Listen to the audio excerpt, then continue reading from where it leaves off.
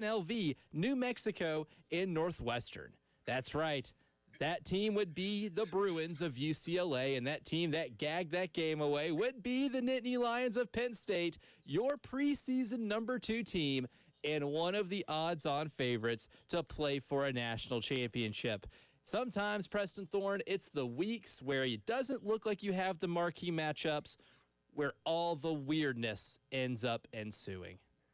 Elijah, that's why we said that college football is the best show on TV, because you never know what's going to happen. You can't just wait for the big games. You got to show up for every week. You got to be locked in on your social media. You got to see what's going to happen, because wacky things like this can happen. Oh, and to say this is wacky would almost like be an understatement, right? Like, this is a team in Penn State that just a couple weeks ago, before playing Oregon, still considered one of the favorites to win the national title. Still hadn't lost a game yet. They're 3-0. They lose a heartbreaker to Oregon. Now, I would say Oregon really dominated that game for the most part. They just had a wild fourth quarter, got Penn State to be able to push it into overtime, losing an absolute heartbreaker and losing that game in a manner where it felt like, oh, this is Penn State all over again. This is James Franklin coach football team all over again. But the one thing James Franklin football teams, at least to their credit, after losing said big games, were normally really good about in the last, 10 years, 12 years, was not letting that disappointment in a big game beat them again. But the old cliche of don't let one game beat you twice, I think absolutely came into play this weekend, because Penn State let Oregon beat them twice. Shout out to Chris Mueller on Twitter for this amazing stat of the day. So let's get started early. UCLA interim head coach Tim Skipper is now tied with James Franklin with one career top 10 win against the Big Ten opponent. Oh, that's juicy. Oh, early candidate for winner, Tim Skipper. Oh, and how about this too?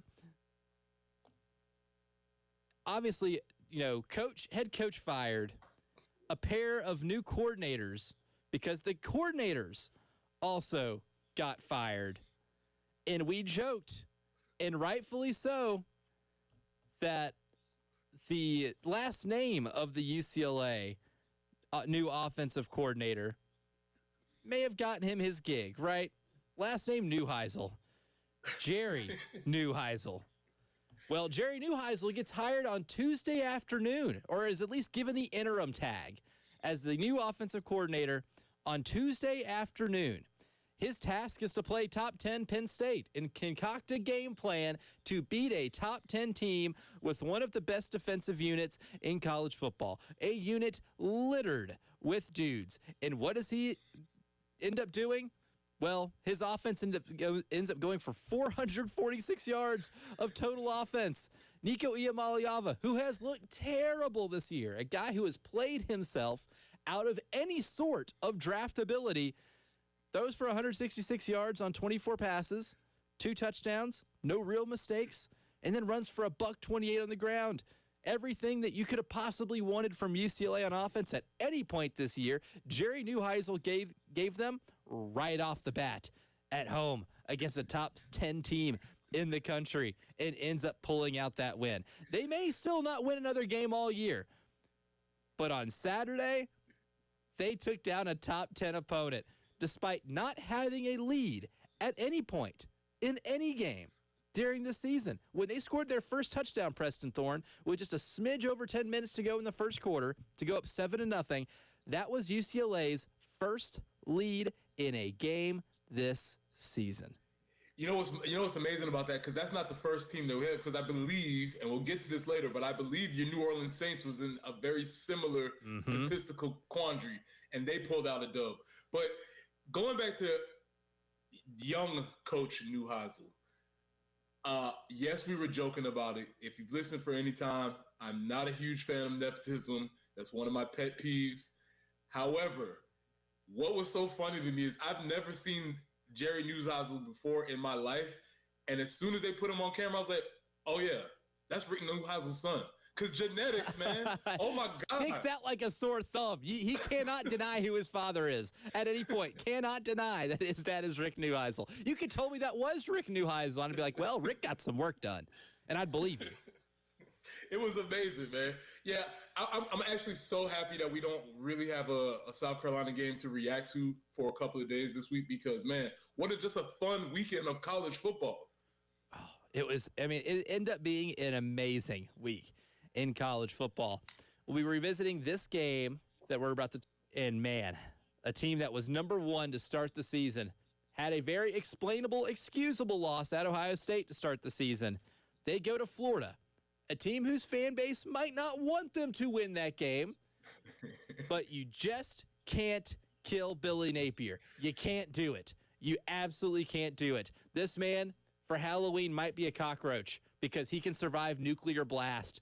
Because at 1-3, and then at home facing a top 10 team, the Florida Gators pull off an 8-point win.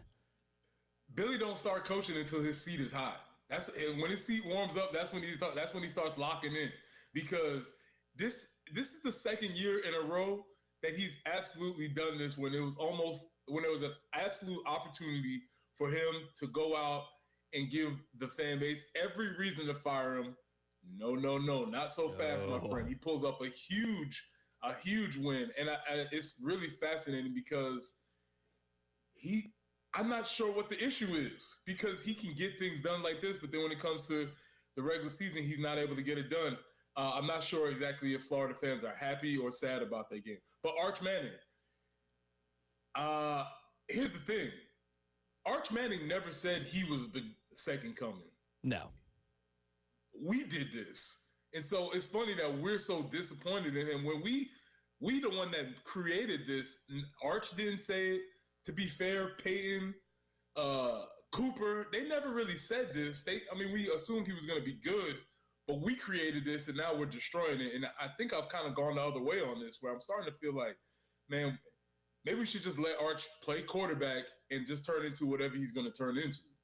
Yeah, I mean, well, even if your last name's not Manning, if you're the number one overall player in your class, you're going to have high expectations, right? That's that's true. I agree with that, but I wonder if he would be the number one player in his class if his last name wasn't Manning. That's a fair question. He's good. I guess he's good. I don't know. Listen, the old ball coach told us in the summer, he's like, hey, man, if he was really this good, he might have been starting over Quinn Ewers, and he was not. And everybody laughed at the old ball coach. Everybody said, oh, the old ball coach, might have been on to something. And I think as bad, as disappointing as Arch Manning was, because he still ended up getting them into the game, maybe when it was a little too late. But that Texas running game has been bad. Like Quintravion Wisner, the running back who a lot of people had, including myself, as an all-SEC running back coming into the year because he was a 1,000-yard rusher last season. 8 carries, 11 yards. And that's the issue. That's the issue, Elijah, because we all assumed that there was going to be enough talent and playmaking and play-calling ability around Arch to support him, and it has not been there. No, and Quintravion Wisner has to be a lot better for that team, too. As mobile as Arch Manning is, he still should never be your leading rusher in a football game. I agree. He should not be the one leading your team in rushing by a lot, right? Quintravion Wisner, that same stat line I just spouted out, 8 carries for 11 yards. He was the second leading rusher. And Arch Manning had 37 yards, and he was the first. And he got sacked a few times, too, so that's a minus a few sack yards thrown in there, too. That was not a banner day for the Texas offensive line. A unit that you thought, because they had so many 5 stars, so many highly recruited players, that they could replace a lot. You thought it wouldn't be the same as it was last year because that was an elite unit last season, anchored by a top 10 pick in Kelvin Banks. They got worked on the line of scrimmage on Saturday in some incredibly dominant fashion. And then, of course, the other game of the day, Alabama-Vanderbilt. Vanderbilt looked like they were game for it for a while. They were up 14-7, deep in Alabama territory. And Diego Pavia fumbles the ball. Yeah. Diego Pavia doing 2 things he doesn't normally do: fumble the ball and throw interceptions. The turnovers were massive. And Ty Simpson is now officially starting to look the part because he throws for 340 and 2 touchdowns. Alabama ends up pulling away at the end. And dare I say it, they're back. Ooh, okay. I can't go all the way there. Back to what may be my question, but how far do you think the gulf is between Vandy and Alabama? Do you think that score is indicative of how far they actually are apart? Do you think if they played again, could Vandy get them? What was your reading on that? My reading on that was it maybe wasn't as far apart as 30-14, but there was at least 10-point separation between those two teams. Okay. Because Alabama was definitely the better team. They moved the ball easier. For really the first time this year, Alabama ran the ball really well. Jam Miller goes for $137, and he finally looks like an Alabama running back to the likes that we've seen with that program the last few years. He finally starts looking like that a little bit on Saturday. Ryan Williams doesn't drop any balls. Alabama's offensive line looked a whole lot better too. And I think that was a sign. Now, do they do it against better pass rushing units? Remains to be seen. Can they do it in games which they're going to be on the road and favored? Remains to be seen. And we're going to get that opportunity here in 2 weeks whenever they come, or 3 weeks rather, whenever they come here to play South Carolina, because more than likely they're going to be favored in that game on the road. And that's been Kalen DeBoer's biggest issue. They got Missouri on the road next week. They'll be favored in that one. And they have Tennessee at home, at South Carolina, LSU. If they go through and win all of those games, and they go into the Oklahoma game with only one loss, then I think they're a shoo-in to be playing in Atlanta in December.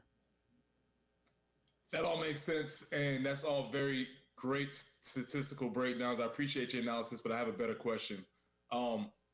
What am I going to do, and what is Nick Harvey going to do when Alabama comes to Williams-Brice and they put Caden Proctor in the slot and they run a tunnel screen for him? How am I going to work with those feelings? Oh, man. It's going to be a visceral reaction. Blood flow is going to be working really well that Saturday when you see Caden Proctor in the slot. Elijah, they put him in at fullback and they ran a veer for him. A design play, handoff, and he almost scored again. I mean, look, I know the state of Alabama is trying to turn their sports figures into politicians, but Kalen DeBoer is doing a really good job at trying to get everybody to like him by putting that 6'7", 350-some-odd pound offensive lineman all over the field to be used in a variety of different ways. And that's as good as this team has played in their last 4, that might be the coolest part, or at least the most intriguing part about Alabama, is how they're going to find a way to use that large man everywhere on the offensive side of the ball. A lot to get into today in terms of what we saw over the weekend, but it's officially LSU week. What do we hope this team for Carolina accomplished in the bye week to prepare them for it? We'll break that down next here in a Reaction Monday on the early game.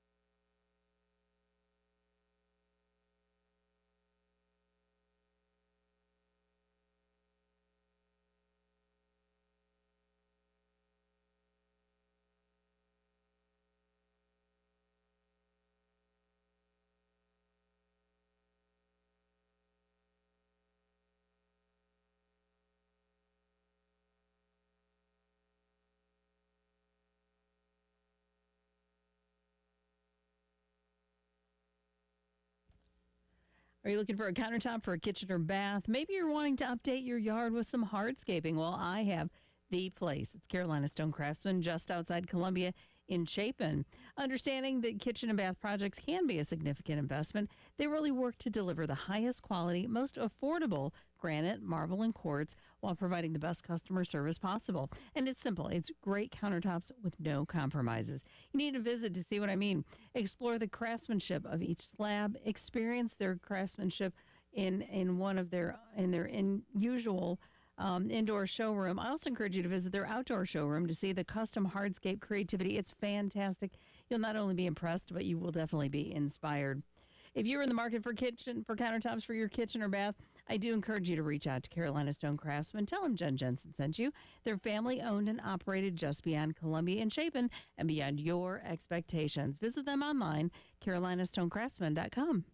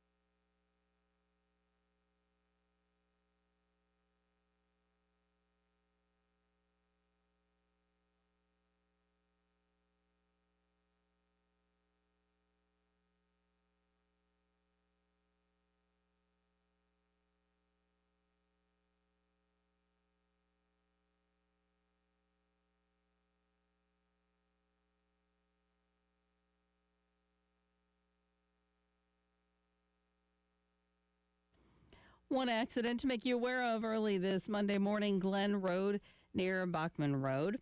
And forecast-wise, going to have a couple nice days, a little warmer. Cloudy and 83 today, 85 tomorrow and Wednesday. Wednesday, we could see some evening showers coming in, and then things cool down. Thursday, the high of 69, and we'll be at 70 on Friday. Right now, though, it's overcast, and it is 68 on 107.5 The Game.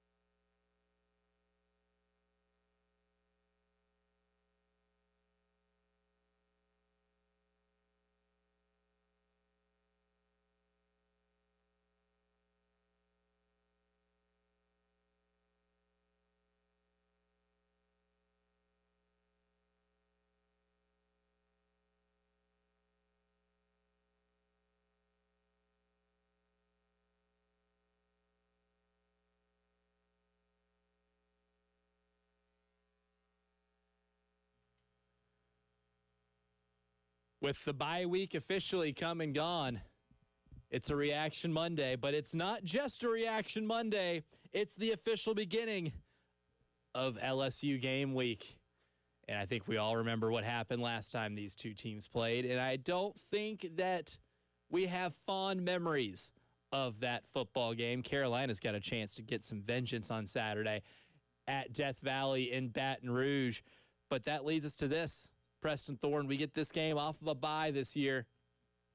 What do we hope South Carolina accomplished in this bye week, given the strengths and weaknesses of this team that we have seen so far through 5 weeks? Yeah, I said it last week. I hope they reduce the playbook down to the things that worked. Throw out the things that we that we thought we were going to be, the things that we hoped we were going to be, what we dreamed of being the ideal offense, because that's not it anymore. We're in the middle of the season, and at this point, we've done a job of breaking down what works, and that's the play action pass and those types of things, rolling out, getting Lenorth out the pocket. I hope they figured that out over there at the facility. Yeah, I would like to see more play action once LSU and South Carolina actually put toe to leather on Saturday. And defensively, too. I mean, it may seem simple, but continuing whatever momentum you got from that Kentucky game, right? Like leading into the Kentucky game, we talked so much about tackling. I know in my career, this is the most I've talked about tackling fundamentals going into a football game that I can recall, because you had the 14 missed tackles against Vanderbilt. You two-upped yourself the next week at Missouri, where you missed 16. And when you play a struggling offense like LSU, you're going to have to take the advantages that LSU is going to give you. You know, that's another team not running the ball particularly well. But what helps out a bad run blocking team? Well, when the running backs are breaking tackles, and you can't let Caden Durham or whoever it is that's going to be carrying the ball for LSU, because Caden Durham did not play against Ole Miss. But if he is good to go against South Carolina, which after a bye week I think I would expect, you cannot let him break 7 or 8 tackles and be able to pick up first downs. If the defense can at least continue on that trajectory of improvement in the tackling department, then I like the chances of being able to stick around and make something wild happen in this game, and at least give yourself a chance to be able to win it, right? We know what this defense can be. We've seen the speed. That's evident. We've seen a lot of the talent. That's evident. But the tackling being the most fundamental part of it leads it to where if you can take care of that fundamental part, I think Clayton White can concoct a game plan to keep LSU in check long enough to make this thing a game in the fourth quarter. Yeah, you know, Elijah, I'm listening to you say that. I'm looking at the rankings, and I just want to I'm going to put it here on Monday. If and when South Carolina wins this game, I'm not going to look at this as an upset, because there's not much statistical reasons to think that LSU team, the one that's on the field, not the one that we thought was going to be there preseason, but the one that has played this year, there's not much reasons to think that they are much better than any team that South Carolina has played this year. Yeah, I mean, after that Clemson game, when we had a different perspective of who Clemson is, right? Because now clearly that what they should have been this year and what they are, two completely different things.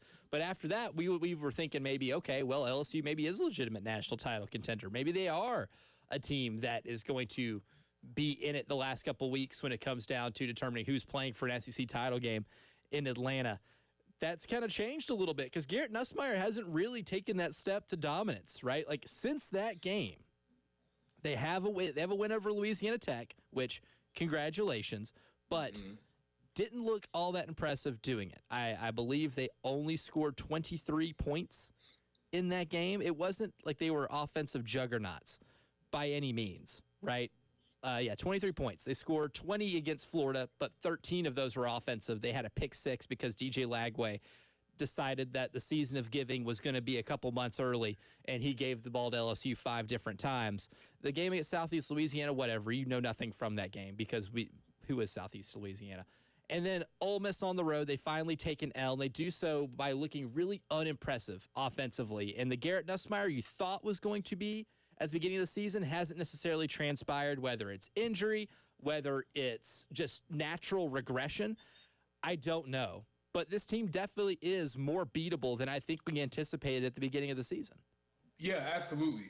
I mean, and that's I think that's the point that I'm going to try and hammer home this week as you start, and that's what I think they should be saying over there at the facility.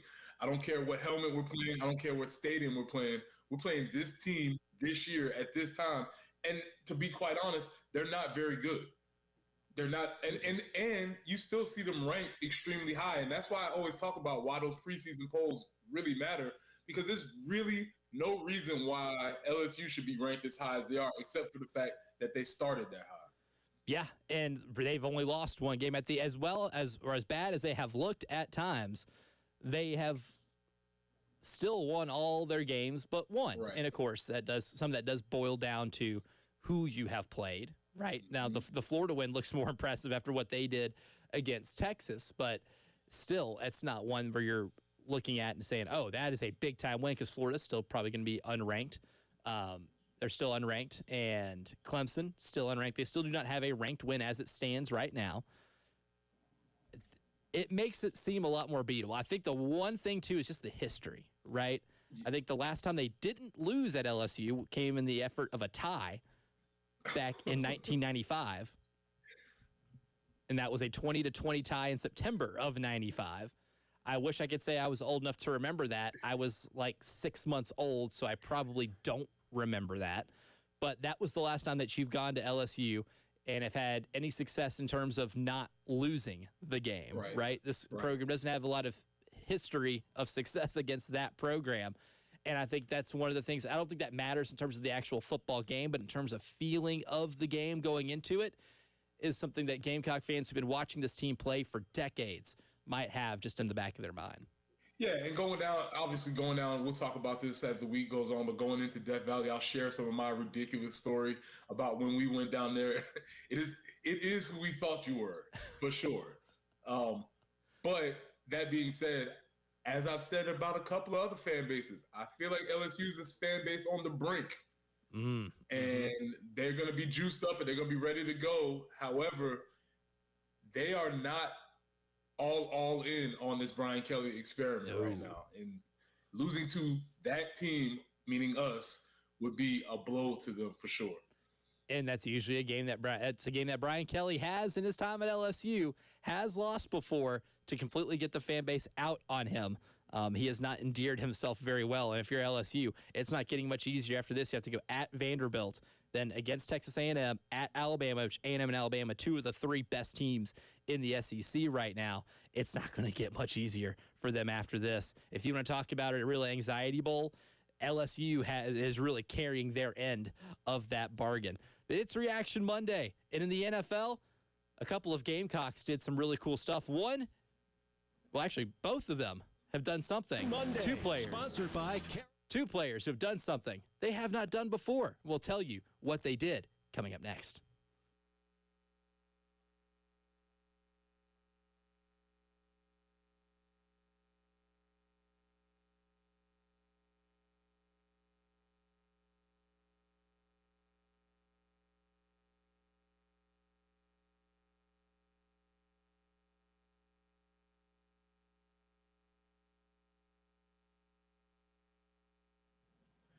Preston here for our friends at Absolute Glass, the premier glass company of the Midlands, offering auto, home, and business glass repair. So if your glass is damaged, shattered, cracked, or broken, they can handle the job. It's a cracked windshield, no problem. They'll come out to your location and they'll replace it for you, usually for free, and they work directly with the insurance to take it where they're headed. That's right. They'll come out to wherever you are, school, home, work, it does not matter. Absolute Glass will come out to you and take care of the job for you. Now, if you're at home looking to increase the value of your home, you can do that with new windows or mirrors. And Absolute Glass will take care of that for you too. Windows, mirrors, shower enclosures. Say it all the time. If you can see through it, Ray and Marianne at Absolute Glass can do it. So check them out online at AbsoluteGlassInc.com. That's online at AbsoluteGlassInc.com.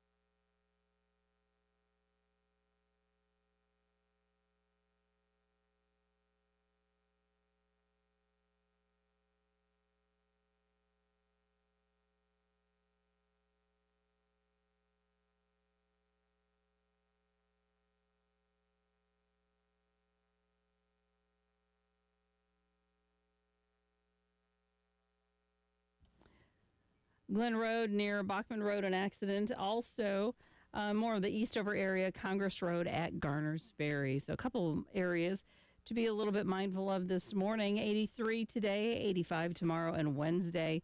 Might see some afternoon or evening storms coming in on Wednesday. That's going to cool things down a little bit. 69 for Thursday and back to about 70 on Friday. Mid-70s for the weekend ahead. 68 with some clouds currently on 107.5 The Game.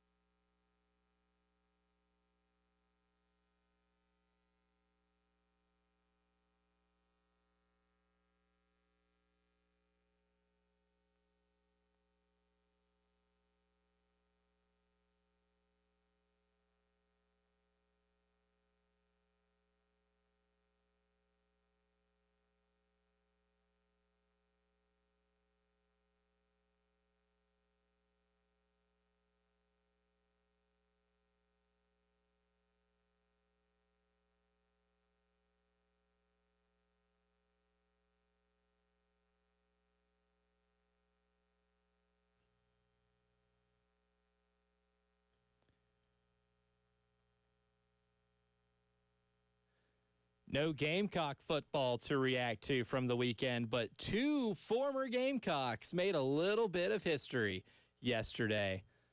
And here on the early game, we can celebrate those because Spencer Rattler and Rico Dowdle did things yesterday that they have not done in their young NFL careers. And for Spencer Rattler, it's winning a start because the New Orleans Saints took down the New York Giants 26-14. He's finally on the board. In start number 11, Spencer Rattler gets that elusive win, and the Saints are no longer winless. I was correct in the statistic that the Saints had not led a single snap this season, correct? Correct. They have not led in a game this year. Let me go ahead and get to the point where they finally got their first lead. Their first lead of the season came in the second quarter when Blake Grupe hit a 29-yard field goal at the horn to go up 16-14 at half against the New York Giants. So for those counting at home, that is 4.5 games that they started their season without a lead at any point. That is nearly impossible. That is wildly impressive that they were able to do that. But hey, man, listen, I'm not sure what the algorithm's doing, or because it's a Gamecock, or because maybe you talk about the Saints near my phone a lot. I'm not sure what's happening, but hey, my Saints algo is fired up, and people are starting to come around to Spencer Rattler as the guy. I mean, yeah. I was going to say, Elijah's looking pretty fired up in here. Like, as soon as he found out that your algorithm is kind of playing nice or playing a little more leaning towards the Saints, man, he's like, yeah, good, yeah. Good. It's happening. Good. I think it's happening. I'm starting to see a lot of Saints things happening. Not only Spencer, I just saw a tweet talking about they were putting Torricelli Simpkins in the same category as Jason Peters and Jeff Saturday as undrafted free agents to have a chance to really make an impact in the league. Listen, man, Saints, after one victory, Saints Twitter is fired up. Not going to get a lot of wins around here this year. Not going to get a lot of those. Might have 3 or 4 max, but you know what? Going to celebrate the ones that we actually get. And Kai Kroger, a man who's been a very busy man for the New Orleans Saints, maybe the best case scenario is for him to play for them so he could punt a lot. Only had to punt twice yesterday. Only twice. And was averaging over 41.5 yards a punt. He played really well. But the numbers for Spencer Rattler, 21-31, 225 yards. That's 7.5 on average and 1 touchdown. A really solid game for Spencer Rattler. And I think he actually has proven himself to be a really solid starting option. And I have been very vocal on this, that when it comes to evaluating quarterbacks who you should sign or take your chances on in the draft, always ask yourself the question, is your starting quarterback better than Derek Carr? If the answer is yes, you might as well assign them to that extension and not take the risk of taking a quarterback in the draft, because the draft is such a crapshoot when it comes to quarterbacks. If they are worse than Derek Carr, the risk is worth it to take a quarterback that early in the draft. And if your quarterback is Derek Carr, well, I haven't figured that out yet. I don't know what to tell you. And the Saints had that problem for the last couple of years.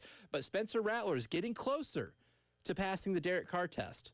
I don't know if he's there just yet, but he's getting closer to where if anybody in the NFL, any of the 32 teams in the NFL, had to ask themselves that question when it comes to Spencer Rattler, the answer is getting closer to yes, and it is closer to yes now than it has been in his entire time in the NFL, and that is a good thing for Spencer Rattler. Well, yes, that is a good thing, and they have him on the cheap for one more year. Then they have to make a decision. So we'll see. They still got a year out from having to figure that out. And Spencer Rattler wasn't the only former Gamecock to make a little bit of history yesterday, because the Panthers, who, mind you, got down really, really big pretty early, at one point down 17-3, came back and won off of the back of Rico Dowdle. Because for the first time in Rico Dowdle's NFL career, he eclipsed 200 rushing yards. Yes, 200, not just 100. He got past 200. And his previous career high was about 146. And on 23 carries against the Miami Dolphins yesterday, he rushes for 206 and a touchdown. That's good for 9 yards a carry. And the Carolina Panthers pull out victory from the jaws of defeat and only further bury Mike McDaniel and the Miami Dolphins, who fall to 1-4. Big win for the Panthers. That experiment's over. It's time for that to be done. But the Rico Dowdle conversation is so fascinating to me because he was fine when he was here. He flashed, dealt with some injuries, but he was okay. And so it was like, all right, he's going to sign as a free agent. Let's see what he does. And then the Cowboys took a liking to him. And then the Panthers like, no, we want him. And now he's a legit starting force in the NFL. And if you would have told anybody that when he was here, I think people would have had a hard time believing that, because it wasn't that he was bad. It was just that he was okay. And maybe that was more so an indictment of those Will Muschamp offenses that were running at the time. But it's really fascinating to see what his career has been to this point. Yeah, I don't think if you would have, gone back in time and, just summoned yourself in your living room while you're watching one of those teams and say, hey, you see that running back right there? He's going to have a 200-yard game in the NFL one day. And it's not going to be on a week 17 or 18 when a lot of random players end up having career days because a lot of the starters rest. No, this guy was a starter in the NFL and will run for 200 yards in a game. Yeah, you just wouldn't have said that because we watched a lot of Rico around here. But, yeah, congratulations to him. And, again, maybe more so an indictment on those Will Muschamp offenses that he had around those times. It might have been. So a really big day yesterday for two former Gamecocks having firsts in their career in winning efforts, right? In winning efforts, another big part about it, because fun statistical achievements are one thing, doing it in a winning effort is another. And before we get Preston out of here, 50 Ways to Lose a Ball Game might have its best entrance yet, right? We might have our best entrance. We wanted to put the Colts last week because of A.D. Mitchell and what happened to him. Well, the Arizona Cardinals saw that game and said, you know what? We can do a little better. And this might be the 50 Ways to Lose a Ball Game Team of the Year, the Arizona Cardinals. Early favorites for it. We'll tell you how they found a way. Didn't get beat, but found a way to lose to the 0-4 Titans. That's next.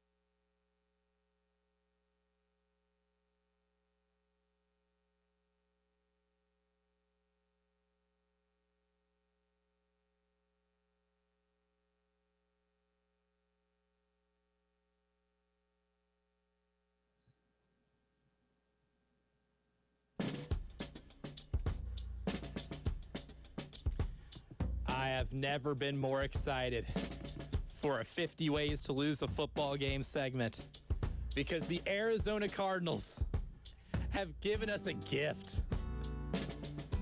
One that only a team like the Arizona Cardinals can provide. Because yesterday, they have discovered a brand new way to lose a football game. Let's just fast forward, Preston Thorne, to late in the third quarter. They're up 21-6 on the 0-4 Tennessee Titans. 21-6 against a team that bad feels like you're up 51-6. A team who Cam Ward affectionately described as "we ass." We ass. Yes, that was that. Honestly, that's the most accurate two-word description anybody could give the Tennessee Titans after a quarter of the season. We ass. Cardinals are up 21-6. They lose a possession because Kyler Murray has a snap doink off his face mask and the Titans get the ball. But the Titans were really nice about it because they didn't do anything with that possession. Now we go into the fourth quarter, and the Cardinals have the ball. And Amari DiMercato, 1 week after Adonai Mitchell, just 1 week after Adonai Mitchell loses a touchdown because he drops the ball going into the end zone, decides to ruin his 71-yard score by letting go of the ball a half a yard before getting into the end zone. He's running into the end zone, and it looks like he just kind of chucks the ball ahead. And he's not in the end zone yet. When is anybody going to learn? When is anyone going to learn a lesson? Well, Amari DiMercato definitely is not going to learn that lesson. So they turn the ball over. Instead of it being 28-6, it's still 21-6. Titans get the ball back. Score touchdown, go for two, don't get it. So it's 21-12. Cardinals flounder another possession. And the Titans have the ball, and they're about to kick a field goal down 21-12 to make it a one-score game. Well, the kicker absolutely shanks it. And that one was not particularly close. Joey Sly missed pretty bad. But they're able to get the ball back. They end up making a field goal after that. And now is the funny part because the Titans they did not get the field goal. Sorry. Retrace that. Titans have the ball, still 21-12, deep in Cardinals territory. Cam Ward throws an interception. A pick. Oh, buddy. He flushes out to his left, has a receiver kind of towards the boundary, but throws it way too far to the right. Hits an Arizona Cardinals linebacker right in the hands. He goes down with it, but then as he's coming back up, loses the ball. So now it's a fumble. And that oblong-shaped ball takes a few funny bounces, gets kicked into the end zone, and the Titans recover in the end zone. Touchdown. Somehow kicked into the end zone for a score. Just like you drew it up, man. That's the play that you got to pull out of your pocket when you need a big play. You pull up the old interception into a touchdown play. Just you could not, like, if you haven't seen the play, you should just look it up. It is the wackiest touchdown you'll ever see. However, that does not give the Titans a lead. It's still 21-19 Cardinals. Cardinals do then absolutely nothing with the football. Titans get the ball back, engineer a drive where they kick an easy field goal as time expires to beat the Cardinals. So to recap, a fumble went off of Kyler Murray's face mask. Amari DiMercato fumbles the ball at the 1 yard line as he's strolling in for a touchdown and then resulting in a touchback. Mm-hmm.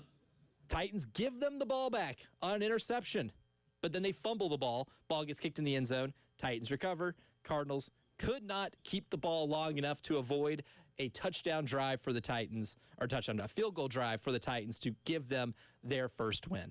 An absolutely bonkers way to lose a football game up 21-6 against who many believe might be one of the two worst teams in the National Football League. At home, mind you. Yeah, the thing is, if any one of those things happen, they could be a candidate for how to lose a football game. But all of them happen at the same time. In the same quarter. Every play, with the exception of the Kyler Murray fumble where it goes off his face mask, that was in the last minute of the third quarter. So in the last 16 minutes of football, all of this happened. Whew.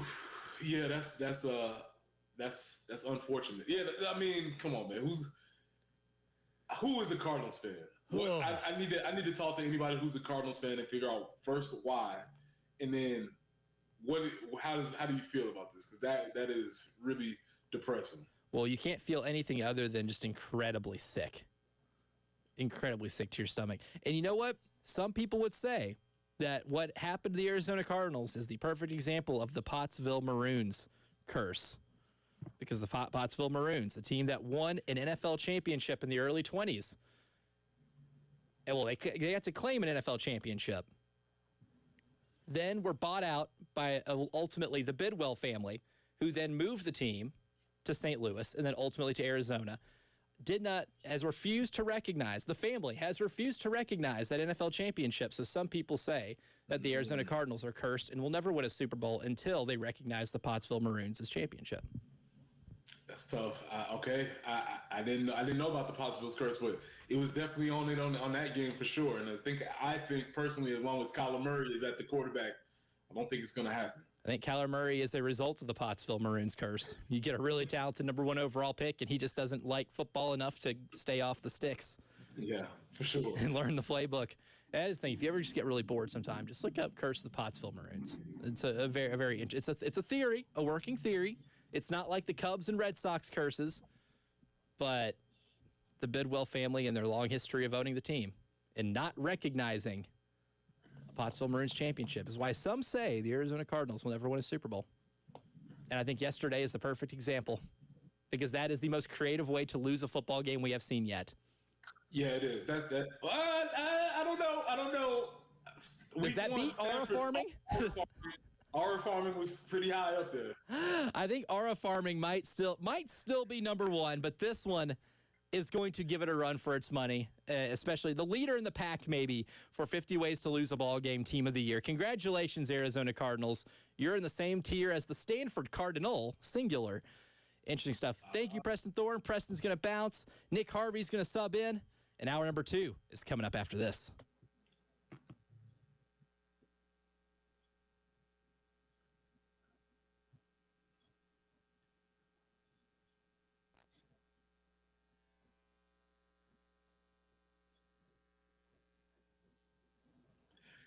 Hey, Columbia, looking for the best gear to tackle your lawn? Well, Cato's Power Equipment has been family-owned and serving the Midlands since 1983. That's over 40 years. And we've helped everyone from weekend warriors to professional landscapers.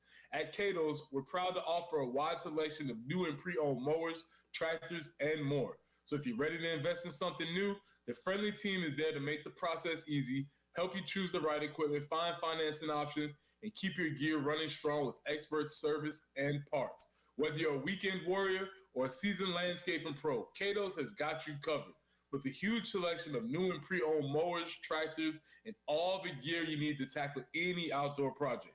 So swing by Cato's Power Equipment today. I'll call them at 803-254-3711. That's Cato's Power Equipment at 803-254-3711.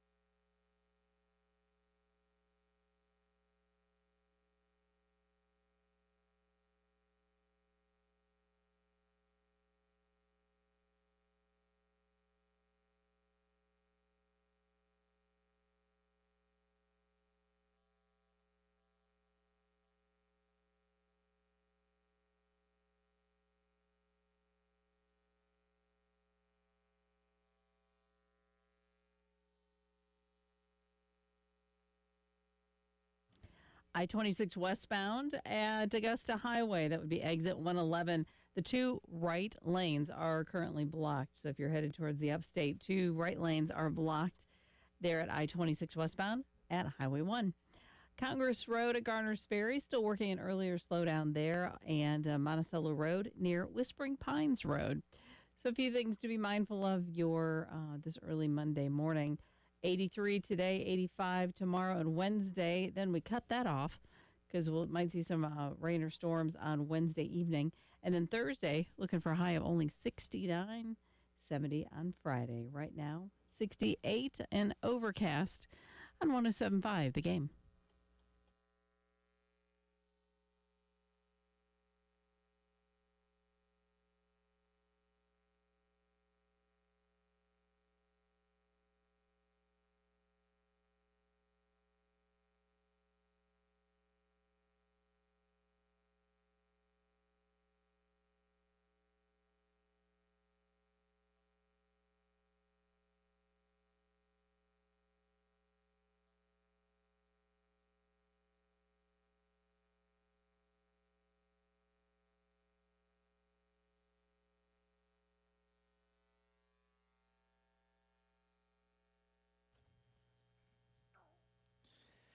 Hour number 2 of a Reaction Monday edition of the early game.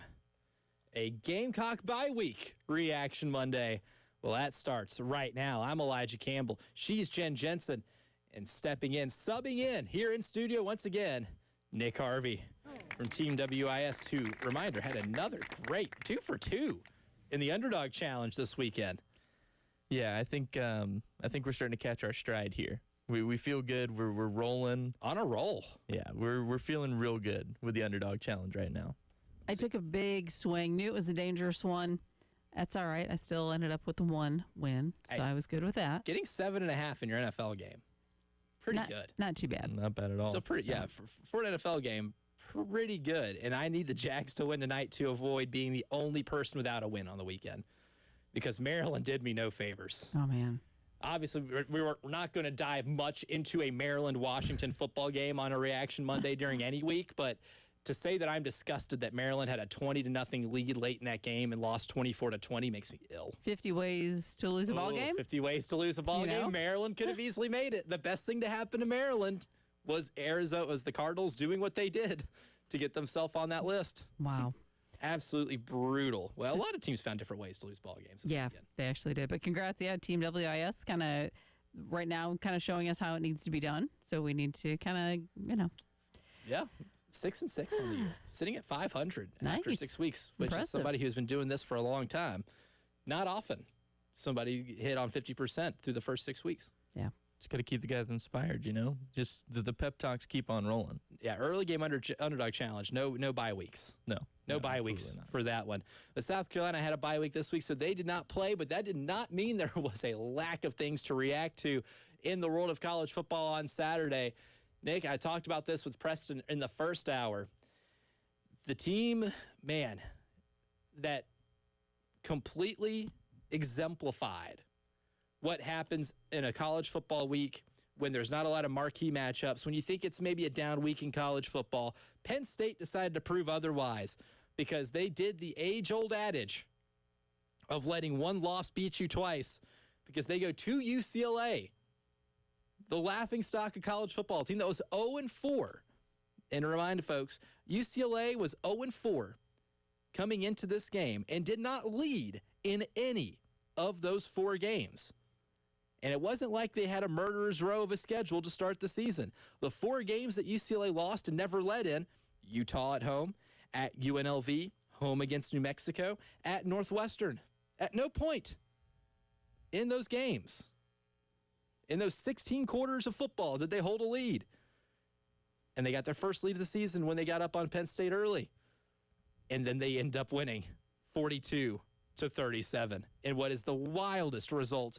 Penn State, a 24.5-point favorite in that game, and found a way to let Oregon beat them twice. And for a team that had national title aspirations to start the season, is now outside the top 25. What's more puzzling to me mainly is the fact that they were down 27-7 at the half. Like, they gave up 10 points in the first quarter. It's not terrible. I mean, you can get away with that when you're down 3 points. And then you give up an unanswered 17. Like, that's insane for a team that had such high regard going into this season and to this point had played really, really well. Mm-hmm. And then Oregon comes into town. You throw an interception in overtime to drop that game, and suddenly that train not only got derailed, but like went off of a bridge. Like right. It's not just off the tracks. No, it is gone. They're not finding that train. They have to replace it with like a mine cart just to get everybody out safely. It's not. I can't believe that this happened. I was sitting there. I was at my brother's house on Saturday. We were watching Clemson UNC, getting ready for Alabama Vanderbilt, and I'm like quietly watching that score, and I just see it progressively get worse. And I'm like, okay, it's still not bad enough that Penn State can't come back and win this game. And they made an effort. They got close. They did. They tried. They clawed. But UCLA shut them down. And what a moment also for the Bruins to have a former player whose dad was prior the head coach. Mm-hmm. One of the best coaches. Called one of the better executed offensive football games that I've seen, and get celebrated the same way that he did as a player in years past. Like, what a full circle moment for him. If he doesn't end up at UCLA, he's going to find a job. He's gonna be a play caller next year. That game is already the top on the resume. Absolutely. I mean, here's the thing about Jerry Neuheisel calling that game. He was tabbed as the interim offensive coordinator on Tuesday, like Tuesday afternoon. Put down a game plan in less than a week against the number 7 team in the country. And yes, with all of Penn State's shortcomings in really big games, that is usually because their offense doesn't hold up their end of the bargain. And that was true against Oregon. Penn State's defense bend but didn't break, held Oregon, which is a high-octane offense, to 17 points in regulation, and the offense just couldn't do enough to be able to win that game. When you think about last year, right, against Ohio State, the defense gave Ohio State the most fits they've probably had in a game that entire season. Even scored a pick 6 in that game and just found a way to lose it. And this Penn State team has so much NFL talent on that defense. And what does Jerry Neuheisel do in the first 2 quarters of calling plays for this team? Hangs 27 in the half on Penn State. Remind you, they have not scored 27 in a game all season long against Utah, UNLV, New Mexico, Northwestern. They did 27 and a half. That is genuinely one of the wildest football results that I can remember. And it poses this question to me too, Nick. Was that game already the most memorable Big Ten on CBS game we've had so far? Because they've been a lot of duds. The CBS has not gotten a really good return on investment with that Big Ten deal.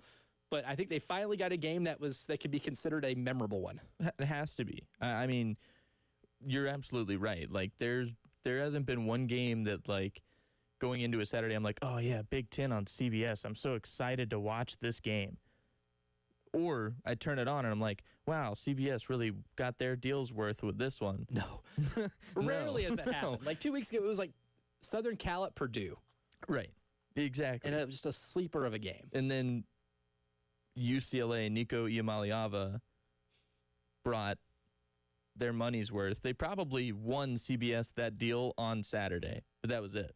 But like, going back to the OC conversation really quick, could you imagine being, Tino Sunseri, I think is his name, was the former offensive coordinator. Imagine being him, let go a couple weeks ago, last week, whatever, and he's sitting at home like, yeah, we'll see what these guys can do. And then he's like, Maybe the biggest ego bruising anyone got in college football this weekend. No doubt about it. The poor guy, like, you don't want to see anybody lose their job, but wow. I can't imagine he sat at home and was happy to see UCLA be as successful as they were. Bigger ego bruising, Tino Sunseri or James Franklin? It's a tough question. That's a really tough question. I mean, like, I think partially the UCLA staff that is no longer probably dealing with some pretty bad ones, but James Franklin with another one of those prove it that you can beat a top 10 team moments last week, and he loses. And now everybody's watching Penn State fall apart for another year. I mean, I would be feeling pretty hurt if I was James Franklin. I'm not sure I'd be walking around Happy Valley with my face for people to see. Yeah, that one is pretty ugly. It's one thing to lose the big games, it's another one to lose those games immediately after. But James Franklin, there's a real bone I have to pick with James Franklin, and I want to do it because here was James Franklin after that loss to UCLA, and this will be cut number 3, Jen. He was talking about maybe some of the reasons that Penn State inexplicably lost despite being a 24.5-point favorite.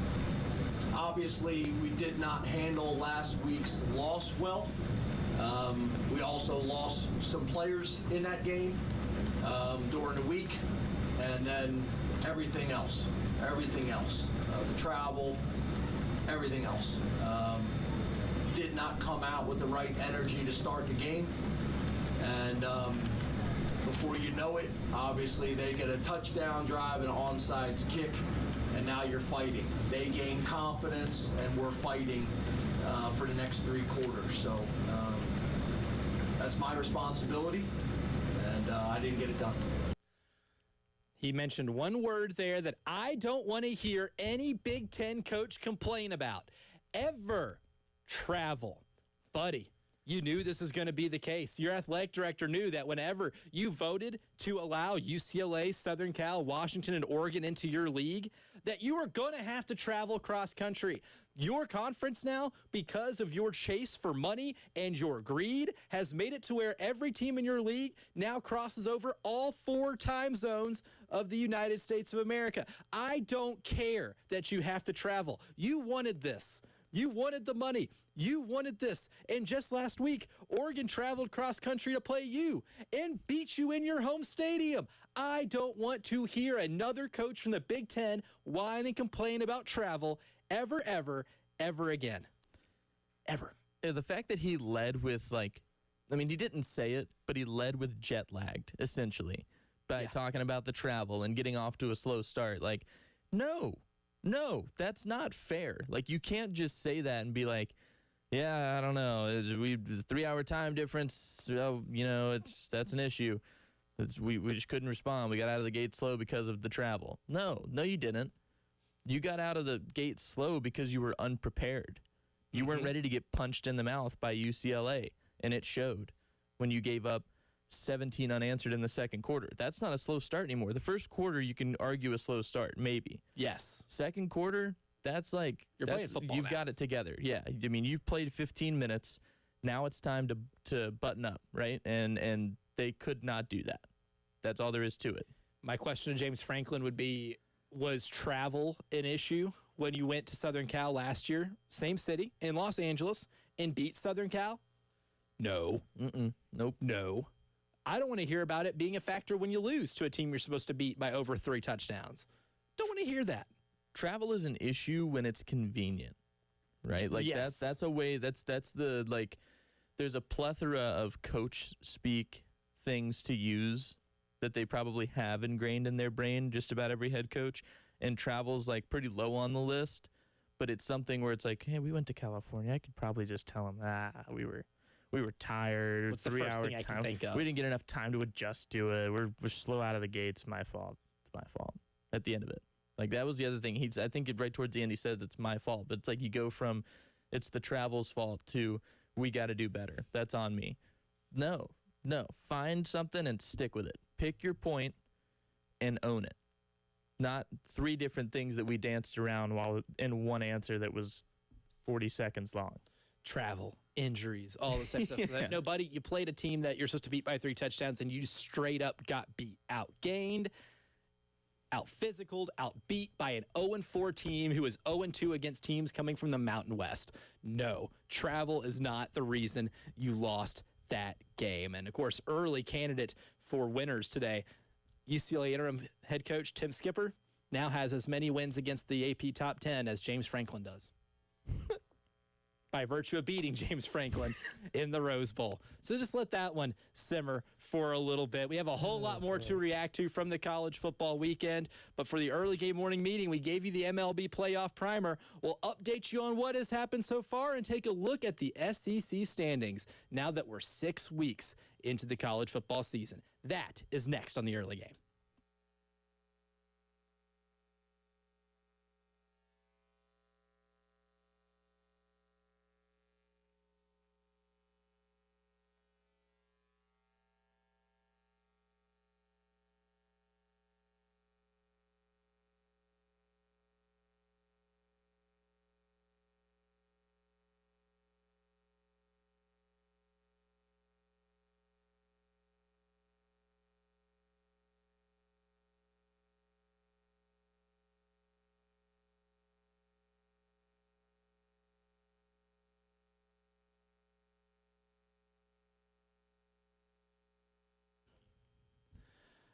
I love to golf, though I'm not very good at it. But one thing I do love to do, maybe as much as I do like playing outside, I like playing indoors as well, and specifically at Pro Swing Columbia, at whether it be that they're Forest Acres location or their Chapin location. The Forest Acres location is the one I like to frequent most because it's closer to my house. We can hit up either one and do so much with their golf zone simulators that you can rent by the hour. And, of course, memberships are still available. You can book online at proswingcolumbia.com, or you can call to reserve a bay at 803-592-3916. And a lot of things you can do at Pro Swing include a free, I like to tell you about the free stuff here, free 30-minute swing evaluation where you can get that blueprint of your swing. And, of course, a couple pointers to work on to get your game to where you want it to be. And lesson packages are available for beginners to scratch golfers, from kids to adults. Doesn't matter. Book online at proswingcolumbia.com or call 803-592-3916.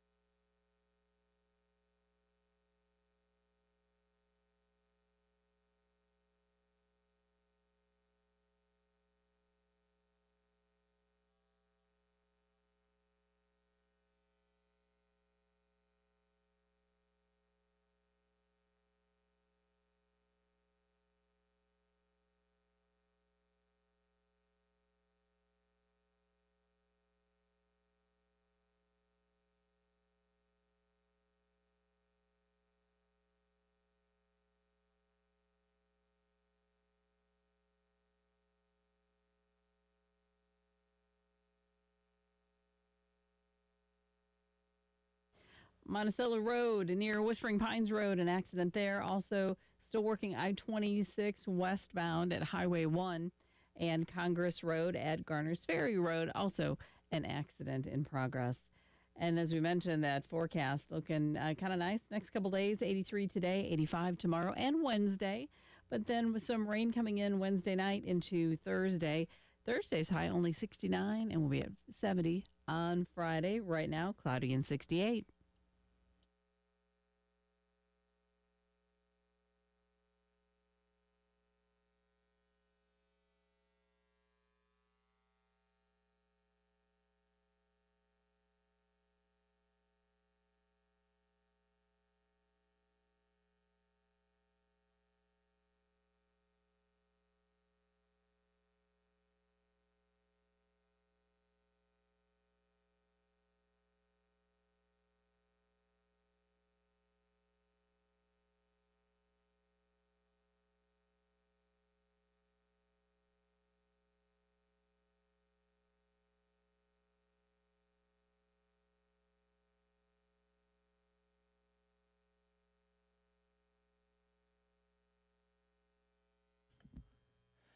Last week, we introduced a new subject during our morning meeting, and that was the Major League Baseball playoffs. We gave you a primer of who to cheer for. Now that the Cincinnati Reds are out of the playoffs, I concluded that in the American League, I am hopping on the Mariners bandwagon, and whoever wins that Brewers Cup series is who I want to come out of the National League. But we had some games over the weekend. A couple of these series are 2 games in. So that being said, it's time to get you caught up on our brand new subject. Good morning. Good morning. Repeat after me. Today will be an awesome day. Yes, it will. Let's go. Good morning, great today. Today will be an awesome day. Good morning, great today. Today will be an awesome day. It will, and we'll start off by talking about the best player in the sport, because we told you if you like superstars and you like villains, well, the Dodgers, the team that spent the most money on their roster, clearly can be seen as a villain. The defending World Series champions, if you consider yourself to be a front runner and you want to cheer for somebody who's got the best chance of winning this thing, despite the Dodgers being number 3 in the National League at the end of the year, well, they still have that one dude who is maybe the best hitter in Major League Baseball and one of its best pitchers. He made his first career postseason start against the Phillies on the road in what we can call the villain series here between the Dodgers and Phillies, and only goes for 6 innings, strikes out 9, and only walks 1. An incredible pitching performance. Now, he was 0 for 4 with 4 strikeouts. He did get the golden sombrero at the plate. However, an incredible start that took them obviously into the 7th inning without having to dip into their bullpen helps pave the way for the Dodgers to get a 5-3 win over the Phillies in Game 1, which, remind you, these are best of 5 series. So you only got to win 3 to be able to advance to the LCS. It's an interesting stat. I was listening to something the other day, like right after the game, and they were talking about how good of a hitter Ohtani is as well. But they mentioned that, like, every time he's pitched, he's had a terrible stat line in the on the batting side of things. Like, he can't hit the ball for whatever reason when he's pitching. But when you can get somebody to go for you for that long, I mean, they don't need him long. 6 innings, he gives up 3 hits, 9 strikeouts is insane in 6 innings, by the way. Like, that's going to win you games. That's all you need is a good, like, in today's baseball, it's not like it maybe once was where you see a starter try to go literally as long as he can if he's riding a high. Like, it still happens every now and then. The Yankees did it in that Game 3 against the Red Sox last week. But if you can get a guy to go 6, strike out 9, and just let the bats do the work on the other side, you're going to be completely fine. And if Ohtani's throwing the ball like that, I mean, you got to find another opportunity for him to feel ready enough to go again, because he's going to be your guy going deep. Quality starts are king at this point, too, because you have to preserve as much of your bullpen as you can. And the Dodgers, who, mind you, don't have a great bullpen right now. That was one thing that when they're playing the Reds, my hope was that, maybe if you get to some of their starters early and make them dip into the pen, you can then stack some runs. That never came to fruition because their starters were so good and went 6-7 innings in each of the games they played. But the Phillies weren't able to do that either. Easier said than done because the Dodgers do have a really good starting unit. That game 2 is going to be tonight. Blake Snell on the mound facing Jesus Luzardo for the Phillies. And Blake Snell, of course, did some damage against the Reds. Game 2 tonight is also between the Cubs and Brewers. Game 1 did not go very well for Chicago because the Brewers, a team that does not hit a ton of home runs, doesn't hit for a ton of power, was able to break out a couple of extra base hits to be able to get themselves to an early lead, and they kind of held on to that the rest of the way. Got a pretty solid start from Freddie Peralta, who struck out 9 in 5 2/3. This one's going to be a series. The Cubs, I do believe, though, need to steal one tonight in order for them to feel good about maybe taking this series. Yeah, the bat's got to get hot. And it's weird. It genuinely is weird to me to see so many teams who got the bye playing so well in their game ones. Like, I feel like that was been since, since they introduced the top seeded teams getting that bye from the first round from the wild card series, it seems like those teams have always struggled when they get the break.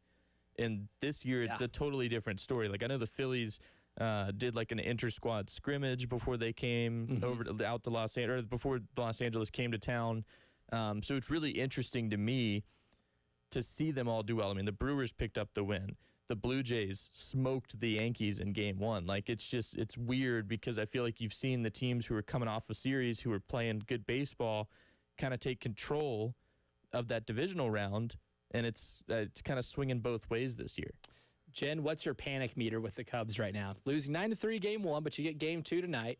Imanaga's on the mound, so one of your better pitchers. What's kind of your panic meter for this series on a scale of 1 to 10? Yeah, I'm not panicked yet. Okay. No, I feel pretty good. I feel, again, where we're starting with our pitching tonight is okay. Let's drop that, get rid of a game. We've had a busy series, had a lot of baseball we played. So, okay, had a down game. We get a day off yesterday. We're back to work today. Yeah, a lot more refreshed.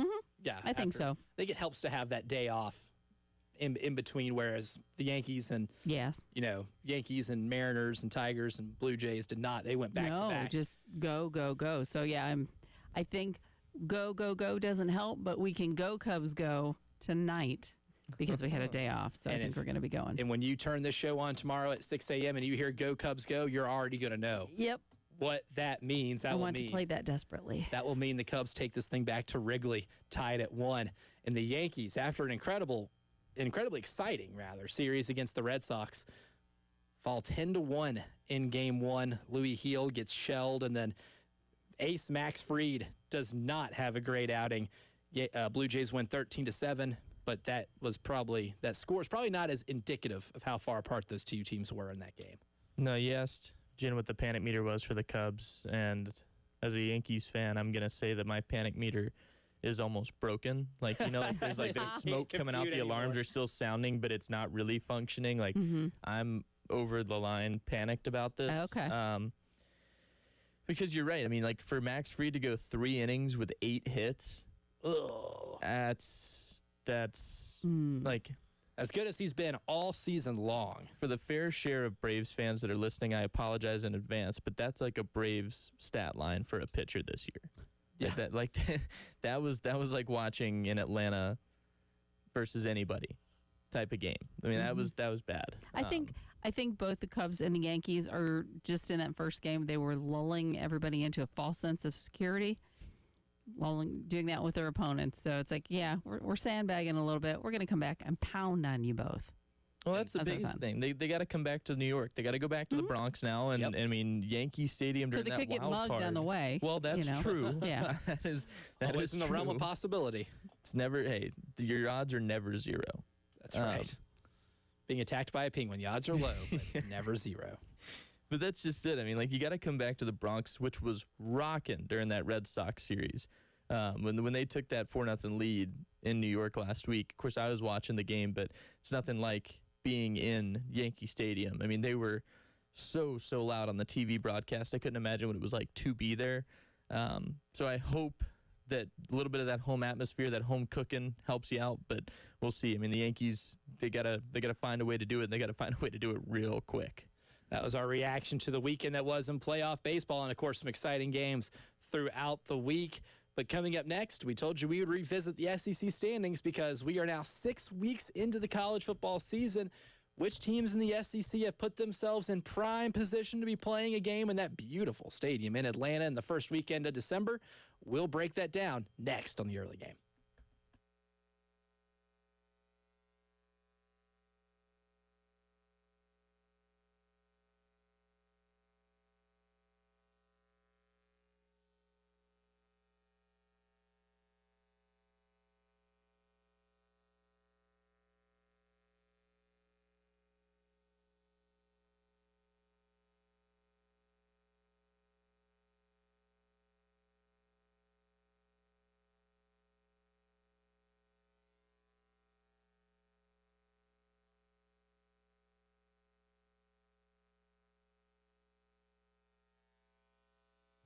Guarantees in life can be hard to come by, but for Midstate Roofing, they do a good job of giving you the guarantee that they will provide proper advice, service, and results to the needs of your facility when it comes to roofing and waterproofing your home or business. Obviously, we're in a pretty rainy season right now, and if that roof is not up to snuff, well, that can cause a lot of issues for your home or your business. So take care of it at the root and let Midstate Roofing handle that for you. That's why they say if you have a leak, let Midstate Roofing take a peek. And you can also protect that roof that they help you with a maintenance contract. So if that's something that you need right now, give them a call. Don't wait. 803-356-1919 or always online at midstateroofing.com. And remember, if you have an urgent need and it's a little after hours, you can call them and still speak to an on-call technician. 803-356-1919 or online at midstateroofing.com. And if you have a leak, let Midstate Roofing take a peek.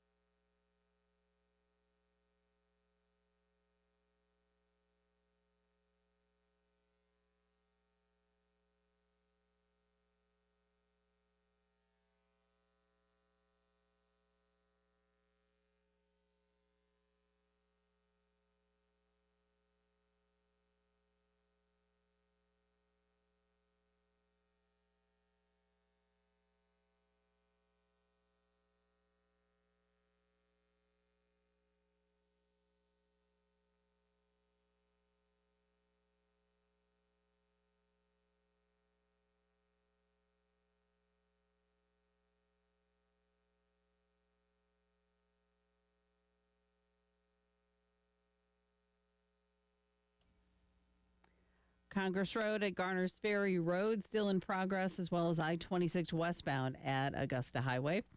Monticello Road near Whispering Pines Road, and also a report of a slowdown Trotter Road at Garner's Ferry.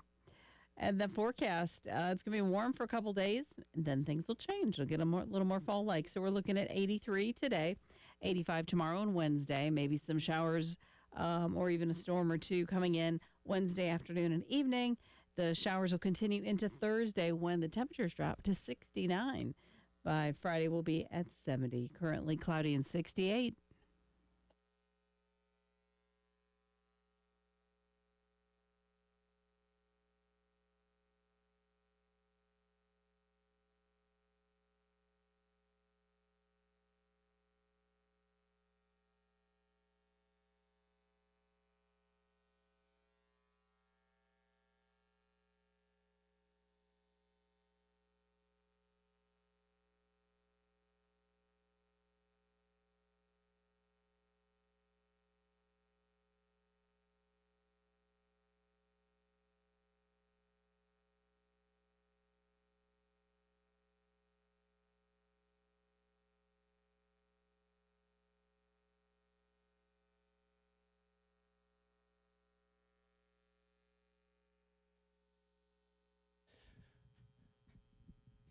More Reaction Monday. But first, we got to take a look at the SEC standings because we are 6 weeks through the college football season. We're getting to that halfway point. And as of right now, because Alabama got their revenge against Vanderbilt, because Texas A&M took care of business on Saturday night against Mississippi State, and then, of course, Ole Miss not playing, but they are 3-0 in conference play after wins at Kentucky and at home against Arkansas and LSU. That makes up the 3 teams in the Southeastern Conference that have played multiple SEC games but have yet to collect a loss in conference play. Just by looking at that right there and seeing what we've seen from these teams so far, Nick Harvey, what is the sustainability factor for all 3 of those teams? So the top 3 teams right now, the only undefeated teams in conference play to play multiple games, because Missouri and Oklahoma are both at 1-0. Do we see any of these 3, or do we see a combination of these 3 playing in December in Atlanta? Which, reminder, 2 of these teams, Ole Miss and A&M, have yet to ever play in an SEC title game. Yeah, I mean, Alabama's starting to look like Alabama again. Like, I think that's safe to say. After this weekend, their defense played a remarkable second half against Vanderbilt. But Ole Miss looks incredible right now. I mean, what they did to LSU last weekend was a lot of fun to watch. Not because I dislike one team more than the other or anything. It was truly a fun football game to watch. I mean, that was what Lane Kiffin has done there. And I've said this to a couple people before where it's like, you know, does Lane stay at Ole Miss for the rest of his career? And I still am kind of on the fence about that. Because I've said in the past, like, are there certain limitations of what you can do in Oxford? But I think we're starting to see that there's not. I mean, he has maybe outstretched the limitations of what people might think is possible in Oxford. They're going to be a really good team for the rest of the season. Like, they're earning everything that they're getting right now. They're not being handed. They're not given the top 10 rankings just because they're a notable program. Like, no discredit to Alabama, but Alabama could maybe lose 2 and then beat Kentucky or something like that, and they'll find themselves in the top 15 if it's impressive enough. You know what I mean? Like, there's that name notability. Ole Miss is not one of those programs, and they're finding their way into the top 5, and rightfully so. Same with Texas A&M. A&M's kind of one of those teams that might find themselves in the top 10, top 15 because they're Texas A&M. This but is Mike kind of what they do.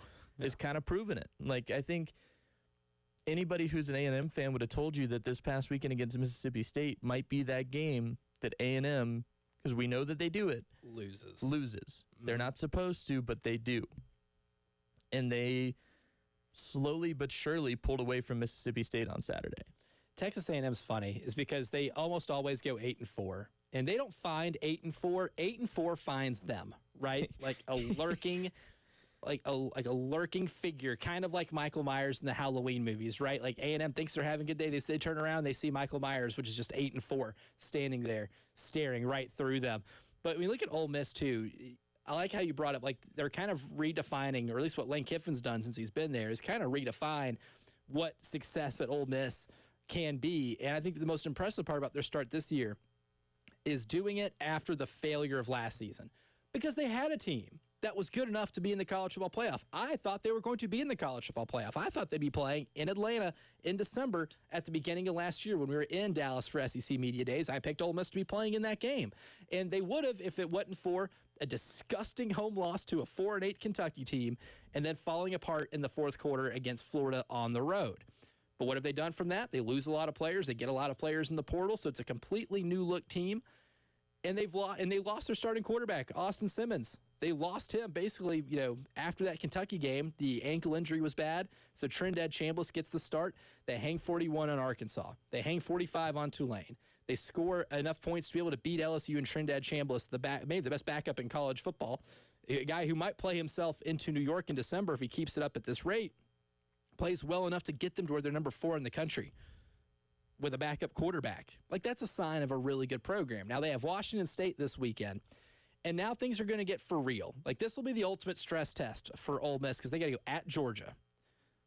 And then they got to go at Oklahoma. John Mateer should be back by then. By the time they play Oklahoma, that should be a John Mateer-led Oklahoma Sooners team. South Carolina comes to town, and then they have the Citadel home against Florida, which Florida's proven that for some reason they can't get up for other games, but they can get up for the really big ones. And then the Egg Bowl at the end of the year, which, of course, always yields some wild and wacky results. Ole Miss is fascinating, and so is Texas A&M too. Like, Texas A&M is one of those teams that I think at the beginning of the year a lot of people expected them to be really good at the line of scrimmage, but I think Marcel Reed has made a pretty good jump, and Cassius Howell, maybe the best defensive player in college football that people aren't talking about yet, had 3 sacks on Saturday night, and he dominated Mississippi State's offensive line. I mean, wreaked absolute havoc on that offensive line. That's a guy who might be playing himself into the top 2 rounds of the NFL draft. It's in very impressive performance from him and what Texas A&M's been able to do so far. But again, 8-4 seems to find them. And they still got to play Carolina at home. They still have to go to Arkansas, to LSU, to Missouri. And then they have Texas at the end of the year. In terms of those 3 teams that are the 3 that have yet to lose a game in conference play and have played multiple SEC games, it might feel like we get one of those 2 that have yet to play in a conference championship game, I think, will appear this year. Well, it's interesting that you say, like, you talk about Florida not being able to get up unless it's for a big game, because that's who's on deck for Texas A&M this weekend. They've got the Gators. Granted, they're at Kyle Field, and that place was rocking Saturday. I mean, how many times did Blake Shapen and the Mississippi State offense either take a penalty or immediately feel pressure in the backfield off of the snap? Shell shocked. I mean, great goodness. Like, Texas A&M's defensive line is for real. There's no doubt about that. But the crowd atmosphere at Kyle Field Saturday night was remarkable. And they've got another 7 o'clock kickoff this weekend against Florida. Like, you can't give these people too much fuel because those yell leaders, man, they'll yell and do their cheers, and I'm not going to go. No matter how weird it may be, no matter how strange it is, you're not going to stop them from doing it. Golly, tough place to play. A&M's got a good little schedule coming up, though. I mean, Florida, Arkansas, LSU, Missouri, then South Carolina. A lot of road games, but, I mean, against some teams that have seen their struggles besides Missouri. I mean, I think that there are a lot of winnable games for A&M left on the schedule that, I mean, granted, will 8-4 find them? That's the question. This is the ultimate stress test for 8-4 somehow finding Texas A&M. It's possible, and that's just what they do. And of course, Georgia at 2-1 in the SEC still lurking, and Georgia gets their chance at Ole Miss in just a few short weeks. We'll take a quick break, but when we come back, usually we'll play Preston or Reston, but today, with our guest in studio, Nick Harvey, it's Nick or Ick from the action that was in the NFL yesterday. We'll get Nick's takes and his reaction on a Reaction Monday from everything that happened in the National Football League. That's next.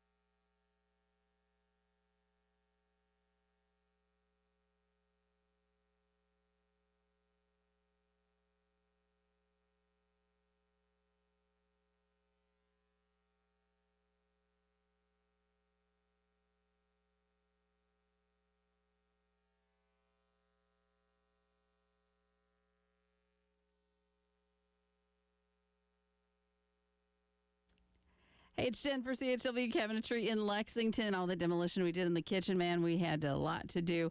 And they were so helpful in helping us lay out the design, choose accessories, and gave us that photorealistic rendering of our finished kitchen before it was even finished. But you know what? To utilize the surfaces of CHW Cabinetry, you don't have to redo an entire kitchen. We actually had their help in replacing some cabinetry in some bathrooms. And again, the service was fantastic. Maybe you want to update your pantry just a little bit, update some of your hanging racks, get rid of those, and some closets. A lot of options, a lot of ways for CHW to serve you. CHWCabinetry.com is the place to go. Call them at 803-520-6837. Tell them Jen Jensen sent you. CHW Cabinetry, passion from inspiration to installation.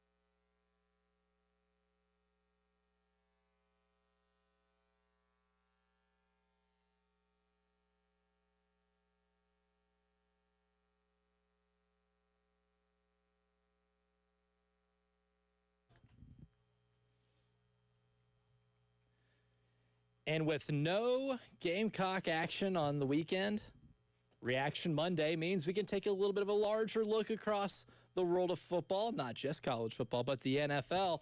And because our man Nick Harvey from WIS is here in the studio, it's time to play. Because I love to play games that involve people's names and playing games based on those names. Nick or Ick. So I will give you a take, Nick Harvey, And if it's a take that Nick Harvey agrees with, he can just say Nick. Or if it's giving you the ick and you disagree wholly, you just say ick. Pretty simple. So we'll start off with this, Nick. Whether it's in New Orleans or not, Spencer Rattler has proven himself a worthy starter in the National Football League. Nick. I'll go Nick. I think he's done fairly. I don't think you can blame like many of their losses directly on Spencer Rattler. Like, he doesn't have a whole lot of time to throw the ball, but he's making plays. Like, he's found ways to get their offense going in ways that it maybe wouldn't with anybody else. like with a Jake Haener or anybody like that. Like, I think Spencer Rattler is the right fit for what the Saints are looking for, but they got to build around him now. So yes, Nick, I think he's earned and deserves his spot as a starter. You know what tells me Kellen Moore truly believes he is a genuine starter in the NFL? How many times do teams in this situation that are really bad often panic whenever they get an 0-4 start, they don't lead the entire time, and they immediately go to the backup quarterback, especially if that backup quarterback is one that they drafted in the previous draft. They took Tyler Shuck in the second round. It was a legit quarterback battle that was seemingly really close. Spencer Rattler was named the starter. They go 0-4. Again, not having a lead any of those 4 games. And instead of making the change to Tyler Shuck, Kellen Moore has stuck with Spencer Rattler. To me, that tells me how much belief there truly is. Brian Daboll doesn't have that belief in Russell Wilson, which is why they felt the need to bench him and start Jackson Dart, the kid they drafted in the first round, 3 games into the season. They did not take much of a sample size before Brian Daboll knew he wanted to make a change at quarterback. There's been plenty of opportunities. Just being 0-4, losing some of the heartbreaker games you did, has given Kellen Moore a lot of fodder to be able to do that, and he still hasn't done it. That tells me what they truly think about him. Nick or ick? Yes, Lamar Jackson is hurt, but the Ravens' defense may be unfixable. Nick. Yeah, that's absolutely true. Like, there's literally a headline that I'm looking at right here. I'm looking at some of these stats that Harbaugh is going to stick with his DC after they lose to the Texans, who, by the way, have not been a thrilling team to watch this season. One of the worst offenses in the league. Really, truly bad. And they put up 44 on Baltimore. And again, you're right, no Lamar Jackson, so maybe the offense isn't in a good enough rhythm to keep their defense, fresh and not burnt out. But, like, holy cow, 44 points to the Texans. 23-27 was C.J. Stroud, a guy who's been struggling to complete passes the last 2 years even. Nick or ick? Baker Mayfield is the NFL MVP after 5 weeks. That man did it again yesterday. He did do it again. Another game-winning drive. I'm gonna go ick, but I'm not far off from that being a Nick. The only reason I say that is because Daniel Jones, if nothing else, is the comeback player of the year this year. Certainly. He has already stapled that one. What's 5 weeks into the season? What an impressive win yesterday for them. Like, I think there's dominance. Conversations to be had, but Baker Mayfield, I would say right now, is the front runner. I would agree with that. Buccaneers at the Seahawks in that 38-35 win, completed 29 of his 33 passes for 379 and 2 touchdowns, including the game-winning drive. And really ran his mouth. Oh, he did. With the fans. He'll always do that. Fear not. He's not lost that part of his game just yet. Nick or ick, last one here. With both the Eagles and the Bills losing at home, we don't have an undefeated team in the NFL anymore. This time, after only 4 weeks of play, we will never see a 17-0 team in the regular season.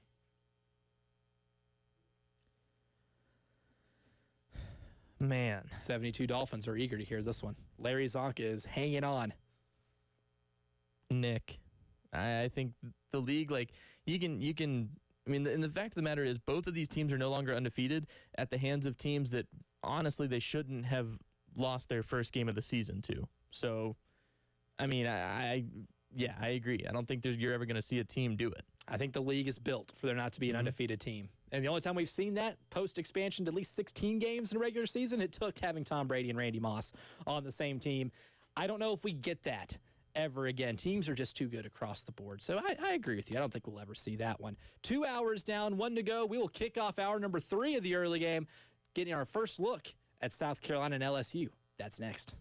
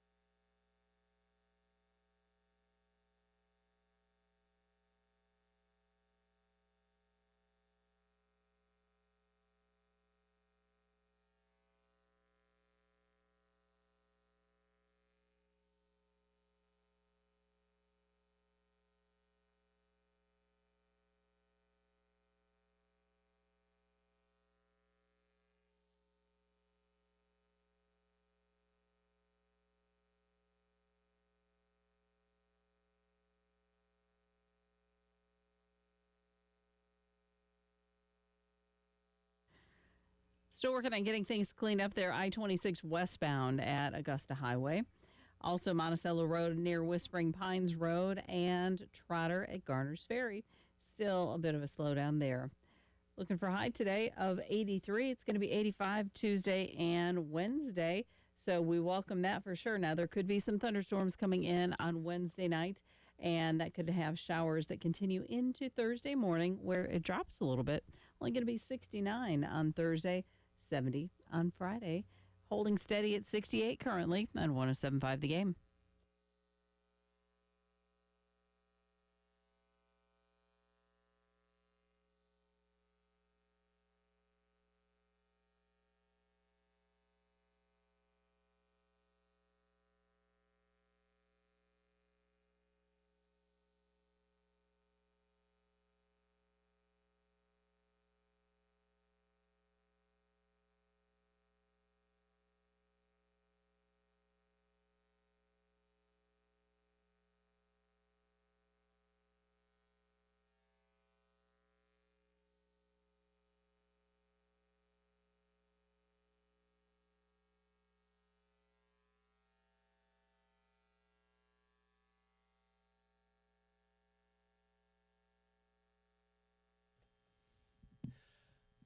Hour number 3 of the early game starts right now. I'm Elijah Campbell. She's Jen Jensen. He's Nick Harvey. And we are reacting to a weekend that was in college football and the NFL, while also taking our first little peek at LSU, because it's officially LSU game week, where South Carolina will look to avenge last year's home loss to the Tigers, that one that many can say is the one game that kept you out of the college football playoff. But we'll take your calls as well. 803-404-6100. That's the AAA Heating and Air phone lines. Ray is on the line with us. Ray, good morning. Welcome to the early game. Good to have you back.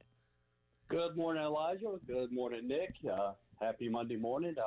Yeah, I tell you, it was a really interesting weekend, with no Gamecock football, Still, of course, I love college football, so I try to keep it what I could. But what was really fascinating to me this weekend was, I can tell you, I very seldom watch an NFL game. I try to keep up with what's going on, the highlights and that kind of thing, the standings.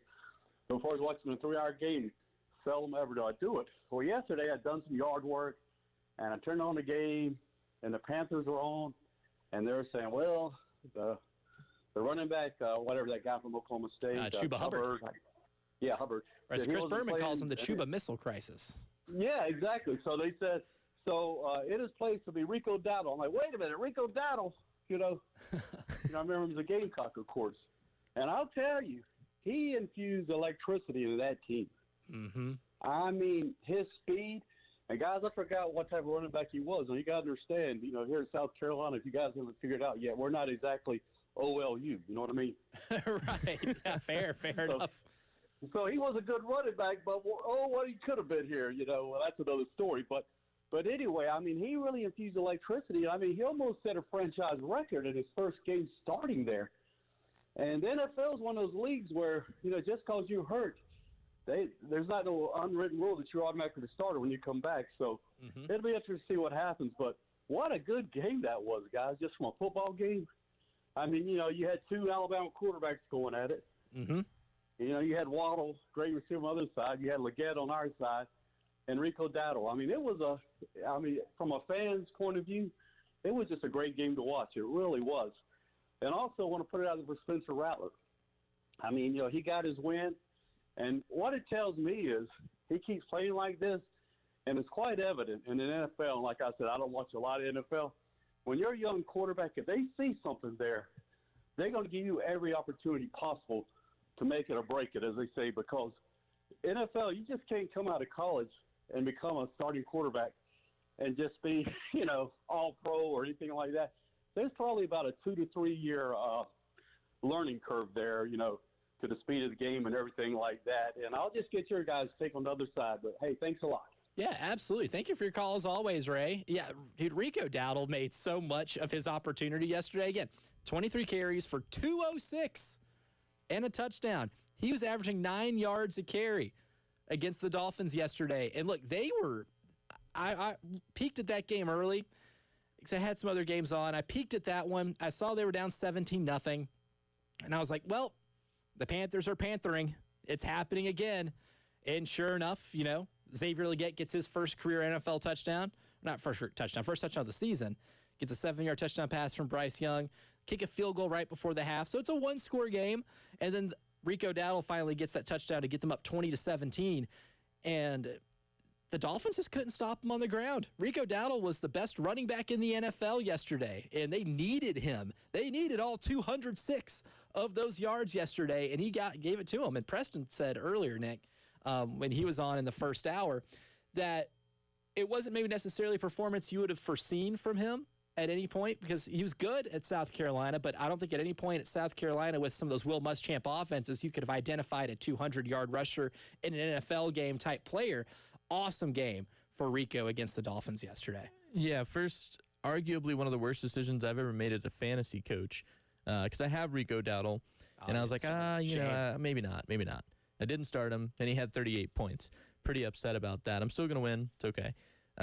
Survived your own mistake. Now, that was like watching so far Ahmad Hardy this season with Missouri. Like, that's what it reminded me of, because I watched that game almost in its entirety. And, like, in the first half, there's a couple false start penalties. There's this, that, the other. And, like, at one point, the color commentator on the game straight up was like, this is what a bad team looks like. I'm going to say it. They're bad. They're making all these mistakes. And then they come back and win, and they're praising them like crazy. By the way, the play-by-play guy was the Hornets play-by-play announcer. And I don't know if you've ever listened to him. He's electric. I've never had more fun. It was like Gus Johnson on steroids. Like, he was delivering. He's good. He's good. But no, the Panthers, Rico Dowdle, man, that was so much fun to watch. I mean, I'm one that, like, I love watching a run game succeed, and it wasn't just his running, but the O-line really, really supported him. I mean, there were a couple different plays that, I mean, you see a guard pulling and get just enough to keep that hole open long enough for him to bust out a 30-yard run. Like, he did it a couple times yesterday. There was one that was like, I think it might have been like 53 or something like that. It was a long run. But, I mean, talk about setting yourself up for success with one individual guy. Rico Dowdle did that for the Panthers. One thing I'm really curious on, too, because I've seen a few things on Panthers Twitter, and of course Twitter is not a reflection on how fans feel, but I've seen a lot of people that are out on Bryce Young. Like, they won the game yesterday, yes, but if you look at some of the numbers, and when I watched, I haven't been overly impressed with Bryce Young a ton. The Bryce Young experience for the Panthers has been a lot of up, a lot of down. 19-30 yesterday, 2 touchdowns, a pick, 198 yards. I'm curious. 803-404-6100, Firehouse Subs text line, or the AAA Heating and Air phone lines. Because I know we have some Panther fans around here. Are you still in on Bryce Young as the quarterback for the future of the Panthers? Because the first year, I think you could use as a throwaway. There are plenty of quarterbacks who have bad first years. Hell, Peyton Manning led the league in interceptions as a rookie, and he's a Hall of Famer. But have you seen enough from him to feel good about the direction of the Panthers moving forward with him as maybe the franchise starting quarterback? I don't know if yesterday was a great representation of it because they ran the ball so well. Like, it's hard. You didn't have to be great. No, exactly. You didn't have to have a legendary, career game from Bryce Young. Like, he made some good passes. I mean, that touchdown pass to Xavier Legette, he could not have put that in a better spot for him to catch that ball. Mm-hmm. Just over the head of the defender. It had enough air, but it also was low enough to get into the hands of XL. Like, that was a great pass, sure. Couple throws to Tet McMillan, and, like, yes, good throws, but also Tet McMillan is that guy. Like, some of those toss-ups they gave him yesterday were unbelievable. He's going to be a really, really good asset for them for a long time, as long as he stays in Charlotte. If it wasn't for Emeka Egbuka doing what he's doing with the Buccaneers right now, I think Tet McMillan would kind of be the leader of the pack in NFL Offensive Rookie of the Year. He's having a phenomenal season. He's made some plays this year that are see to believe type plays. And was real. If you're going to draft a wide receiver in the first round in the top 10, given how porous your defense was last year, you do it because that player is by far the best option available. And my whole thing with the Panthers going into the draft was your defense was so bad. You had the worst defense in the NFL in terms of surrendering points. You got to be able to address that. Well, they took Tet McMillan, and that one has paid dividends because he has been a really good option. It definitely has, and to be fair, I don't think they did address their defensive woes. Like watching, because it was the Panthers took the lead late in the fourth quarter. There's like 6 minutes left. The ensuing drive, like the first or second play, Tua runs a play action, and one of the most atrocious coverage schemes. Like I think it was the safety got sucked down because of the play action. Thought he was going to have help over the top and just didn't. Wide open. Jalen Waddle untouched. Like I'm sitting there going into the end zone. Well, because the Panthers score that touchdown, and you're like, oh my gosh, yeah, great. Carolina might actually win a game, and then you see the ensuing touchdown from the Dolphins, and you're like, that was fun. You want to know some more ammo to my football theory that you don't have to run the ball well for play action to work? You mentioned them scoring that touchdown late in the game to, I believe that was what, to tie it? I believe, yeah, or to tie it, or I think it might have been to take like a 3-point lead, 4-point lead. Because that touchdown made it 24-20 Miami. Off of play action where the safety completely bites on the play action. You want to know what the Dolphins ran for yesterday as a team? They had 14 carries as a team. They ran for 19 yards. That's good for 1.4 yards per carry. And guess what? The Dolphins still busted the Panthers over the top with a game or a play-on-play action. Yeah. The age-old adage is if you run the ball well enough, play action will then work. I'm telling you, you don't have to run the ball very well for play action to work. Sometimes it is ingrained in defensive players, and they see that quarterback turn around to hand the ball off, whether it's a real threat or not, they will take a couple steps up in the box. Elijah is a huge play action guy. I've gotten that feeling. It's been my entire working football theory that's developed over the course of like the last 5 years. I've kind of worked this out a little bit to where you don't necessarily have to be good at running the ball for play action to work. Just the mere threat of handing the ball off will make some linebackers or safeties cheat up just enough for something else to open up. And I think that play kind of I'm going to put in the folder of confirming my prior theories. I think that's fair. Yeah, I mean, it's so easy to do, I feel like, because if you sell it well enough, that's the big thing. If you sell the fake well enough. If you don't, like there's a lot of teams where you'll see a play action pass and the running back just kind of like moves his arms a little bit as he runs past the quarterback. There's no ball fake whatsoever, and dudes are running free at the QB. Yeah. But yeah, if you sell it well enough, I mean, there's gonna be a good chance those linebackers are taking their first 2 read steps and maybe a little bit closer, taking a little more inches. And the safeties are all of a sudden going, their eyes shoot to the ball, and they're starting to work downfield too. So there are opportunities. I don't think it matters how effective your run game is. Exactly. That's exactly where I'm at as a theorist on this right now. Back to the AAA Heating and Air phone lines. Thomas is on the line. Thomas, good morning. Welcome to the early game. Hey guys, how y'all doing? Pretty good. You doing all right? Good. I'm doing good. Yes, I grew up in Charlotte, big Panther fan. As far as Bryce, I think the verdict's probably still out. I'm not one to say, shut him down. I mean, we've done that. How many times are we going to do that? So you got Baker Mayfield, right? And he's doing pretty good right now. And, Darno, there's been several that have come through that we end up getting rid of, and then they light it up. So, like your previous caller, there's going to be a learning curve. And the last thing I want him to do is go through all these rough times with us, and then we cut him early or get rid of him early, and he goes and wins for another team. So I think the verdict still, I think it's a big year. I think this is a big season for Bryce to really nail down that he can be that starting guy. Real quick trivia question I was thinking about, y'all talking about the 72 Dolphins. The last team that was in the closest to going undefeated? Well, that'd be the 2007 Patriots, where they went all the way to the Super Bowl, and one miracle catch from David Tyree ends up putting them in position for a game-winning touchdown, and maybe my favorite NFL game ever that did not involve my favorite team. Awesome football game. Well, and if you remember, too, the Panthers were 1 game away from going undefeated. They lost the last game to the Atlanta Falcons. 15-0 until that one, yep.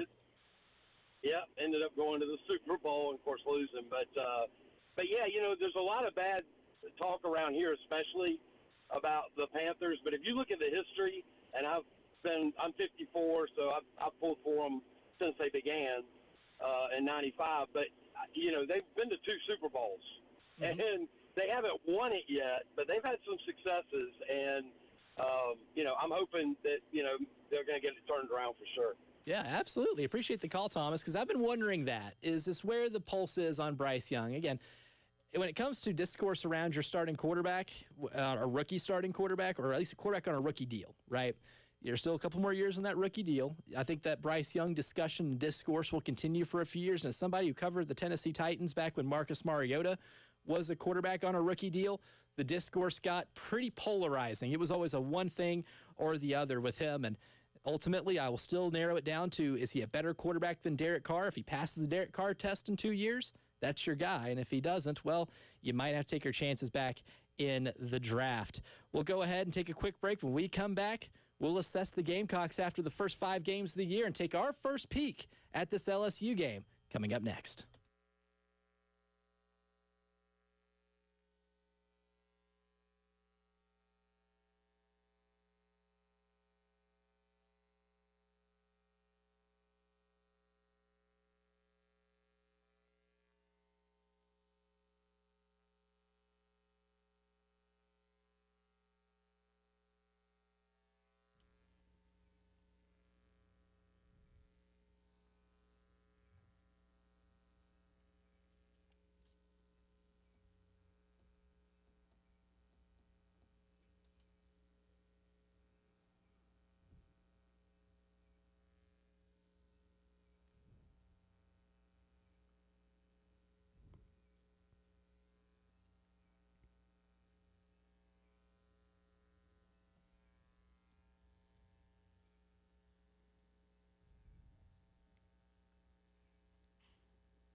Hey, it's Jen. If you're looking for flooring, you need to discover the unparalleled quality and selection at Mill Street Flooring. They're your go-to destination for the finest luxury vinyl plank flooring in the Midlands.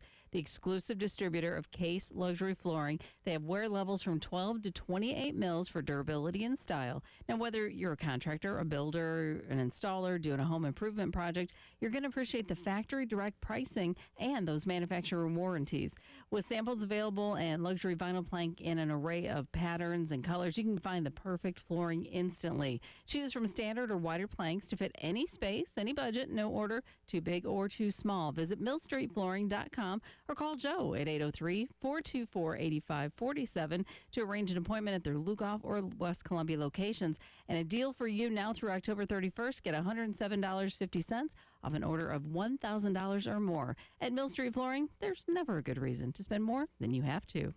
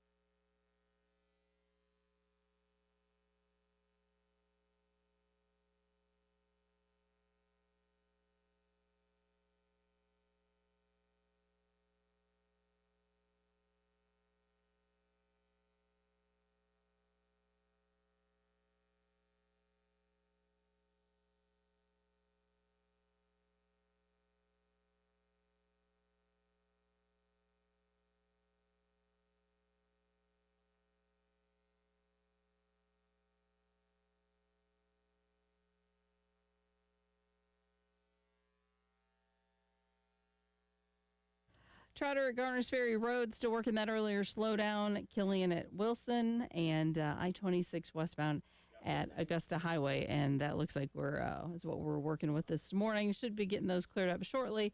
83 for the high today, 85 tomorrow and Wednesday. Maybe some afternoon or evening storms on Wednesday. And then it cools down a little bit. Showers continue into Thursday, and high of 69 right now. Kind of holding steady this morning at 68.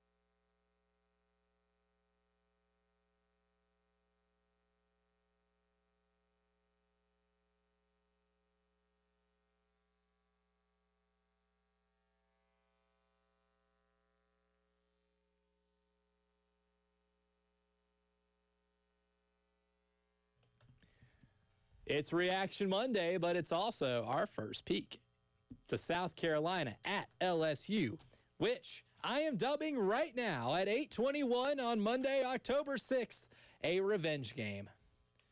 Coming into the season, we had a lot of talk about whether Garrett Nussmeier would be one of the biggest villains for South Carolina coming into the 2025 season.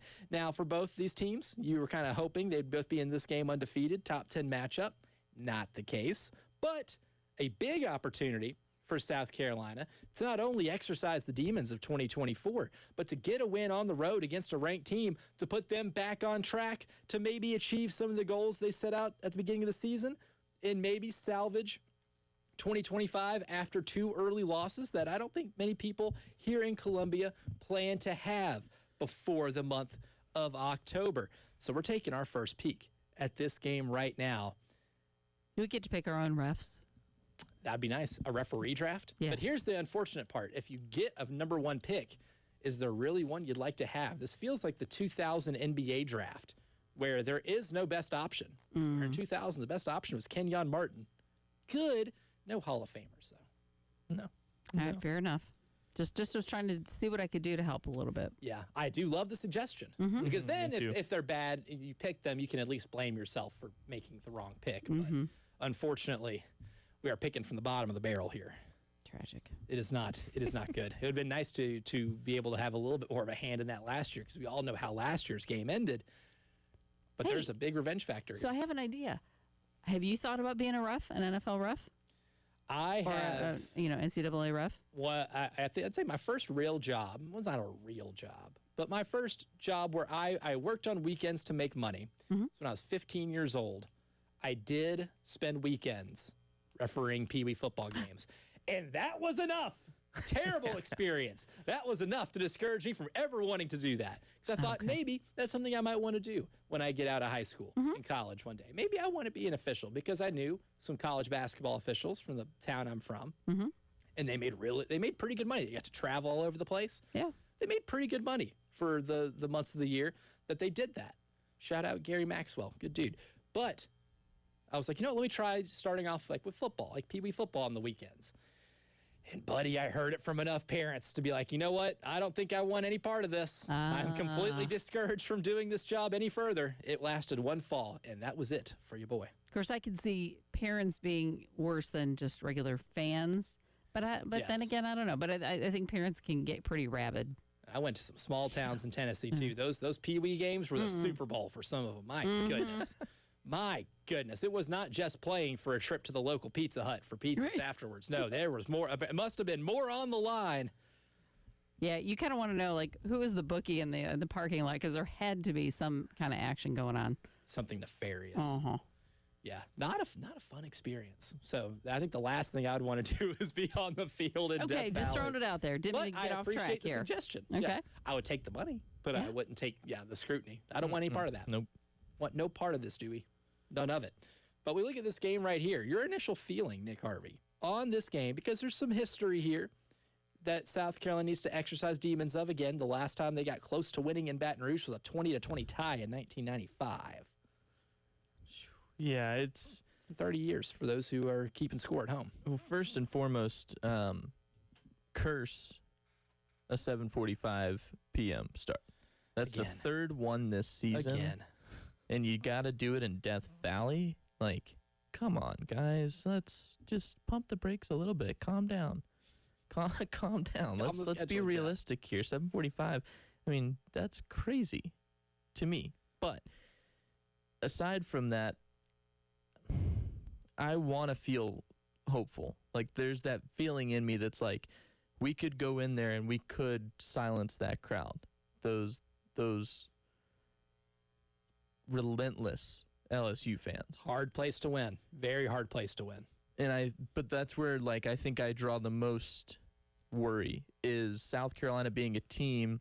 And Kentucky didn't have a lot of issues with false starts or anything like that. But this season, as a whole, you've taken way too many penalties because of false starts, because of delay of games. Missouri. Yeah. Right. The one true road game you have played this year so far. You did fail the penalty test by a wide margin. And if that crowd was any sign of causing issues and causing these false start penalties, it's not going to go well. There's going to be a lot of pre-snap penalties, and that worries me. Now, that's one thing that you hope was addressed in the bye week, that they practiced with. Maybe even in the indoor, you close all the doors because they've got like those almost like the storage shed locker like openings on the indoor there. Close them and bring every speaker that you have in that facility and just blare crowd noise, sound, whatever you want to do, and make them call plays, get the snap counts down. Like there's got to be ways that they improved on that this week because you're going into a really hostile environment and it's going to be tough to win. And again, like LSU's offense hasn't all that impressed me. Garrett Nussmeier hasn't been that great, 115 for 171 with 3 interceptions this year. Like he has proven that he's not Superman. He's not what everybody thought he was going to be in the preseason. Is he playing hurt? I don't know. There's conspiracy theories that are out there that's saying he's playing injured. Evidence would tell us he's not 100%. But I think going into this game, going into the year, right, when looking at this game on October 11th, I would have told you the team was just as scary as the venue. But over the course of the last few games, LSU's offense has really struggled, right? We've seen more teams, lesser teams, do a lot more against Clemson than what LSU did against Clemson in the first week of the year. They scored only 23 points against a Louisiana Tech team. They scored only 13 offensive points against Florida, despite getting spotted 5 interceptions. Now, one of those interceptions they did take to the house, so let's take that out of the equation. 4 interceptions then, and you didn't do much with those opportunities. You had only 13 points, and Brian Kelly made a big fuss about being asked about that after the game. They didn't look great on offense against Ole Miss. Ole Miss really had them in check for most of the game. I think if you do to LSU's offense what Ole Miss did and hold them to 19 points, you feel like you can give yourself a chance, even though LSU's defense is greatly improved. I think this is a year that we can say that maybe the venue is scarier than the team that you're playing. Yeah, I completely agree. I think it's going to come down to the crowd and the noise and how they can run their offense with that hostility. But we saw glimmers of last year's Lenore Sellers last week against Kentucky. What was that? I think it was like 81 rushing yards, something like that from Lenore's last week. 98 if you take out sacks. Right, and so that makes me optimistic because you've got the idea in your head that, okay, maybe he's going to escape a couple sacks, he's going to run for a couple first downs that you're going to need in crunch time. But at the same time, is the offensive line going to protect him well enough that he hopefully won't have to do as much of that and he can find open receivers and he's got time to develop plays when they're starting to throw the ball? At the same time, is the offensive line going to be good enough to let Faison run the ball or let Matthew Fuller run the ball successfully instead of just a Lenore Sellers show? On Friday, Preston and I dubbed Texas and Florida the Bust Bowl, not to be confused with the 30s Dust Bowl. How did those two teams fare out, and those two quarterbacks who have grossly disappointed this season? One performed, the other one left more questions than answers. We'll break that down next.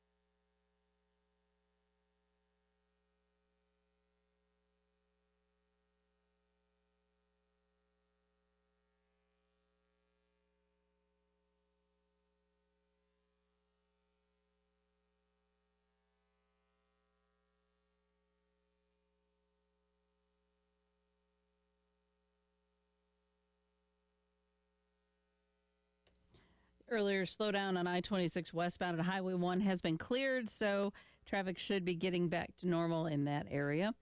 We also have a report of an accident I-26 eastbound there at exit 115 Charleston Highway.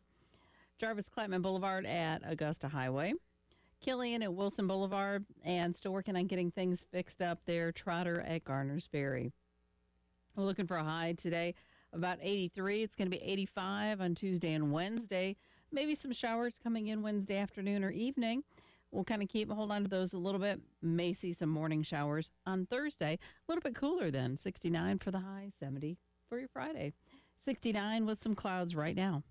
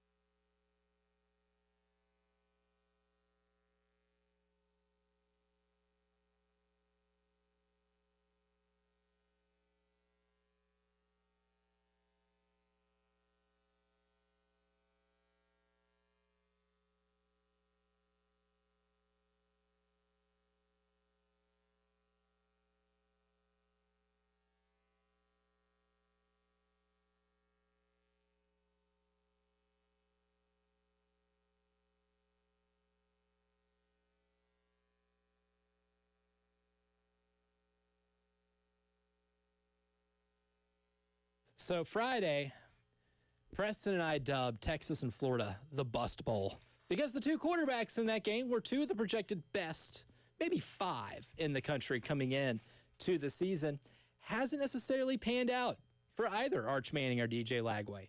Lagway had a 5-interception game against LSU that really cost them that game. Arch Manning was abysmal and looked scared against Ohio State to start the season. This was kind of a chance of redemption for both of those players in a game that kind of flew under the radar when it comes to looking at the slate in the college football world coming into the weekend. Turned out to be an interesting game, mostly because DJ Lagway held up his end of the bargain, completing 21 of 28 passes for 298 yards and 2 touchdowns. And while Arch Manning had a better passing yardage game than he's had in a while, 263 and 2 touchdowns, he did throw 2 picks and ultimately was nowhere near good enough for Texas to beat Florida. And after starting the season #1 in the country, now find themselves outside the AP top 25, sitting at 3-2 overall, and they're already 0-1 in SEC play.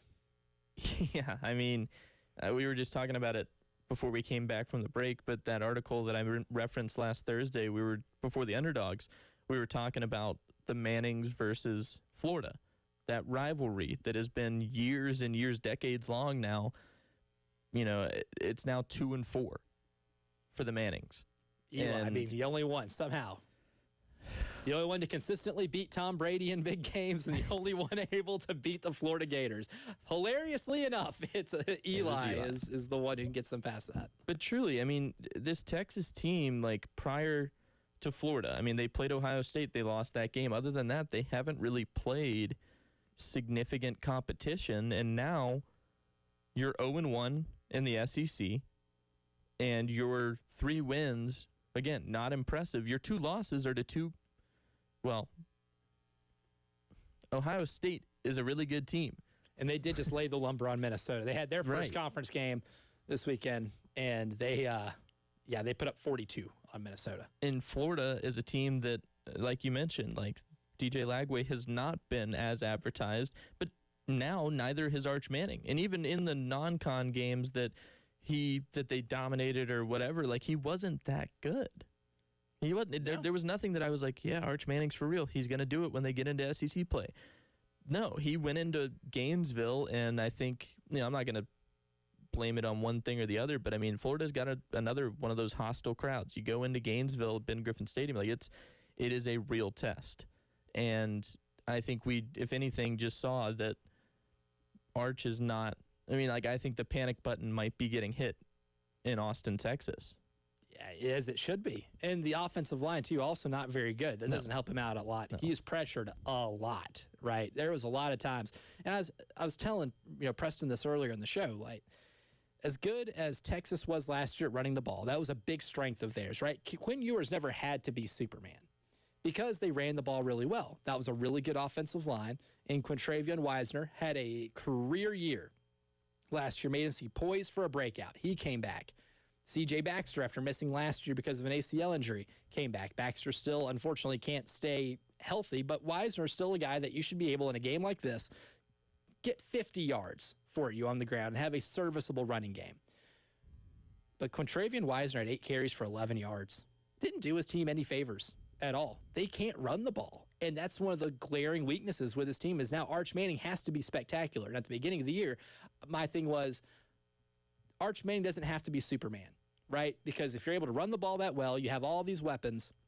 Because, again, a receiving core with DeAndre Moore Jr., Ryan Wingo, Parker Livingstone, and Jack Endries at tight end, who was a highly coveted tight end from the transfer portal out of Cal, should be enough to be able to make it to where your quarterback does not have to be exceptional. He just has to be good enough.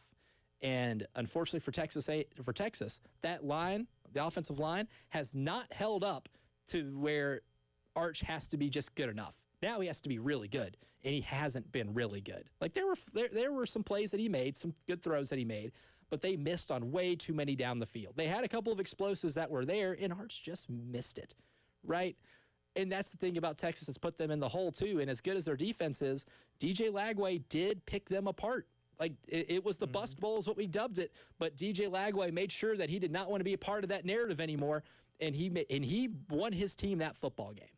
He did, yeah. I mean, he looked like the DJ Lagway that was advertised in the preseason, right? Like he looked like a guy that everyone was going to be watching as a Heisman favorite or a contender, and you know the draft stock was going up. Like I think he's had glimmers. He's had some really bad performances, and the bad probably outweighs the good. But this past weekend, he deserves the respect where it's due. He had a great performance, and he earned Florida that win. Yeah, and that's where I want to give credit where credit is due, right? When we nickname a game the Bust Bowl, and one guy does throw for almost 300 yards and gets his team a desperately needed win. Again, they were 1-3 coming into this game. Then you got to give him credit where credit is due. Now the big question is, how happy are Florida fans that they were able to get this win against a team that was in the AP top 10 when I can pretty much tell that the entire fan base has soured on the Billy Napier experience. It's one of those things that makes you wonder, right? Like, okay, you picked up a win versus an at the time top 10 team. Does this, one, keep Billy Napier around? And two, are you more upset that you won this game than lost it? How happy can you really be? Right. If they drop this game, is that the move where Florida says, all right, we got to do it. We got to do something new. Like, we got to see a change of scenery here. That's it. They beat Texas. How long does that keep Billy around? And what else did they do this season to warrant keeping him for another year, one? And two, if they lose, let's say, 2 or 3 more games, is it still enough to get rid of him? Because he's got the signature win. Like there's always a conversation about a coach who's on the hot seat. Does he have a signature win that'll keep him around? Last year it was Ole Miss at the end of the season, and now we're early enough in the year that it's Texas that if they can do it 1 or 2 more times, he's probably going to stick around. Yeah. The Cincinnati Reds, their whole thing at the end of the year was, you just can't kill us. Right. And I think Billy Napier is taking that moniker right there. And he's got plenty of opportunities for this thing to go sideways, but he's got plenty of opportunities, too, to make the decision that Scott Strickland, the AD at Florida, has to make a whole lot harder. For one weekend, Billy Napier was a big winner. Who are our winners for today's show? We'll tell you as we round out today's show coming up next. But first, a winner every time when it comes to keeping my home clean is Zerorez Carpet and Air Duct Cleaning. They don't just clean carpets. Zerorez removes dirt from the living spaces where you or your loved ones spend time. And I'm going to let Zerorez go to town on my home because we had spaghetti for dinner the other night, and I may or may not have gotten some on my carpet. Those are tough stains to have to remove, and that's a job that is beyond me. That is for Zerorez because their zero water technology, non-toxic and safe for people, pets, and the planet. Leaves no soap, no residue, just soft, fluffy carpets that stay clean longer, and now I'm going to lean on them to bail me out. And right now, if you mention my name, Elijah Campbell, at 107.5 The Game, you can get You can get 3 rooms of carpet cleaned. So choked up because I'm so excited about this. Get 3 rooms of carpet cleaned for only $119. Take care of those mystery stains. Go ahead and book them online now. ZeroResColumbia.com.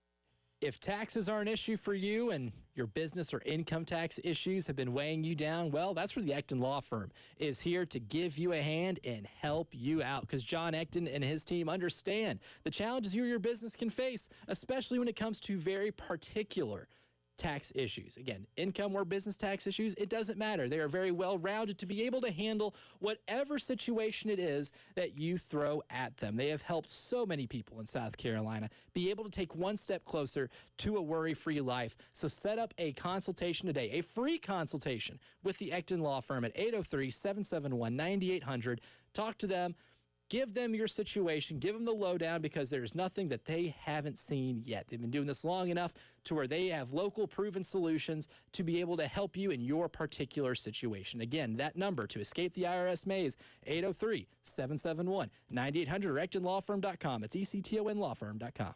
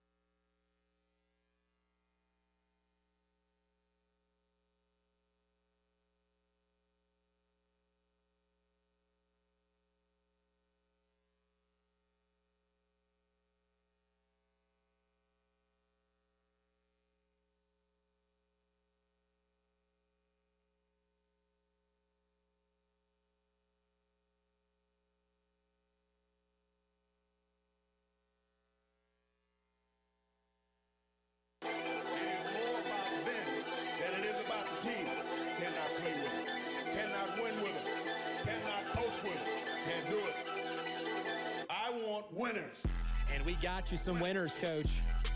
Our winners for today's Gamecockless Reaction Monday. I can't think of a better place to start than UCLA interim head coach Tim Skipper, who now has as many top 10 wins against Big Ten opponents as James Franklin does, by virtue of beating a top 10 coached James Franklin-led Penn State team.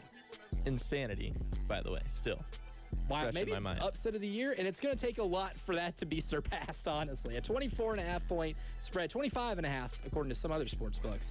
Penn State was favored to win that game, and buddy, for a team that did not have a lead in any of their first 4 games against Utah, UNLV, New Mexico, and Northwestern, got their first lead of the year against Penn State and ultimately held on to beat Penn State. So interim head coach Tim Skipper and interim offensive coordinator Jerry Neuheisel, who hired or tabbed the interim OC on Tuesday, concocted a game plan to score 42 points against one of the best defenses in college football. Sir, you are a winner. Even though you didn't think you'd beat the nepotism charges going into this game, I think you know ball, sir. Just things you love to see. Stuff like that. Like, what a fun storyline. So cool. I'm going to give one to Mike Tirico for his Sunday Night Football call last night. Not the game. Josh Allen throws a pass out of play. Fan catches it in the crowd. Takes off running up the steps out of the stadium because, like, if it's not a ball that was given to you by a player, they'll normally try to go retrieve it. This dude takes off up the steps, and Tirico's like, he's in row 10, row 15. He might not want to be on TV. We don't know where he's going, but he's out of the stadium. Like, just unbelievable. So much fun. Like, it reminds me of the Kevin Harlan, like, he's drunk, he's shirtless, but he outruns security. Like, it's the same. Going it's full right play-by-play on the fan drama that is unfolding. I mean, way to roll with it. Like, just so good from Mike Tirico. The Kevin Harlan one is like, the man is drunk. He's bare-chested and beating his chest. He's at the 30, the 35, the 40. So good. All-time great call. Mike Tirico still got that fastball. Maybe the second best call this year because I still can't get over Ian Eagle in the Falcons-Commanders game last week when Bijan Robinson scored that first touchdown. He hits him with that, Bijan with the mustard. Guys still got it. Ian Eagle still got it. Ian Eagle and Mike Tirico still in a separate tier above anybody else. Got to give a winner today, too, to Spencer Rattler. Not just because he is the quarterback of my favorite team, and they won yesterday. But he was 0-10 as a starter going into that game. And it really hasn't been his fault that he's been 0-10 as a starter. That franchise is in a really bad spot, and they haven't been in a good position to put help around him to maximize what it is he can do. Now, he's not the perfect NFL quarterback. I still wouldn't say he is a top 10 quarterback in the league, but he is certainly playing his way into being a serviceable starter in this league. And yesterday, with a 26-14 win over the New York Giants, he gets his first career NFL win. And Nick Harvey, you have found a stat that is a pretty wild one given the history of New Orleans Saints quarterbacks, because not only was it Spencer's first win, it's a pretty good win for the New Orleans Saints. Yeah, the first win for a New Orleans quarterback drafted by the Saints. The first win since 1998 for a Saints drafted quarterback to win a game for the Saints. That's since 1998. Crazy. They don't draft quarterbacks. They still have not drafted a quarterback in the first round of a draft since Archie Manning. That was the last time they have taken a quarterback in the first round of the NFL draft. It's wild. Yeah, I was just doom scrolling during the break on Twitter X, and wow.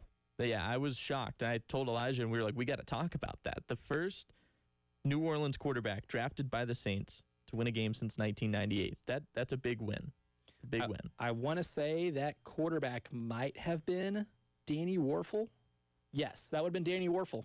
Was taken in the fourth round of the 1997 NFL draft. Did get a win on his resume in 98. He was 2-2 as a starter quarterback. So the first time the Saints had a quarterback that they drafted win a game for them since Danny Warfel. Pretty remarkable. Pretty remarkable number, especially considering how many teams draft quarterbacks. The Saints just don't like drafting quarterbacks. Drew Brees got in free agency. Aaron Brooks before that traded for. After that, they signed Derek Carr in free agency. Yeah. They have not had a lot of quarterbacks that they've had play for them. And, of course, Drew Brees alone takes up for like 15 years. Yeah. So a lot of fun stuff in the NFL yesterday. And, of course, I'd be remiss if I didn't give a winner to one former Gamecock, Rico Dowdle. 206 rushing yards and a one-score win against the Miami Dolphins, helping the Panthers pull out victory from the jaws of defeat. Great stuff from Rico Dowdle yesterday. Great stuff from Nick Harvey and Jen Jensen this morning. Tyler Head and Jack Velcher, the extra point. That's coming up next.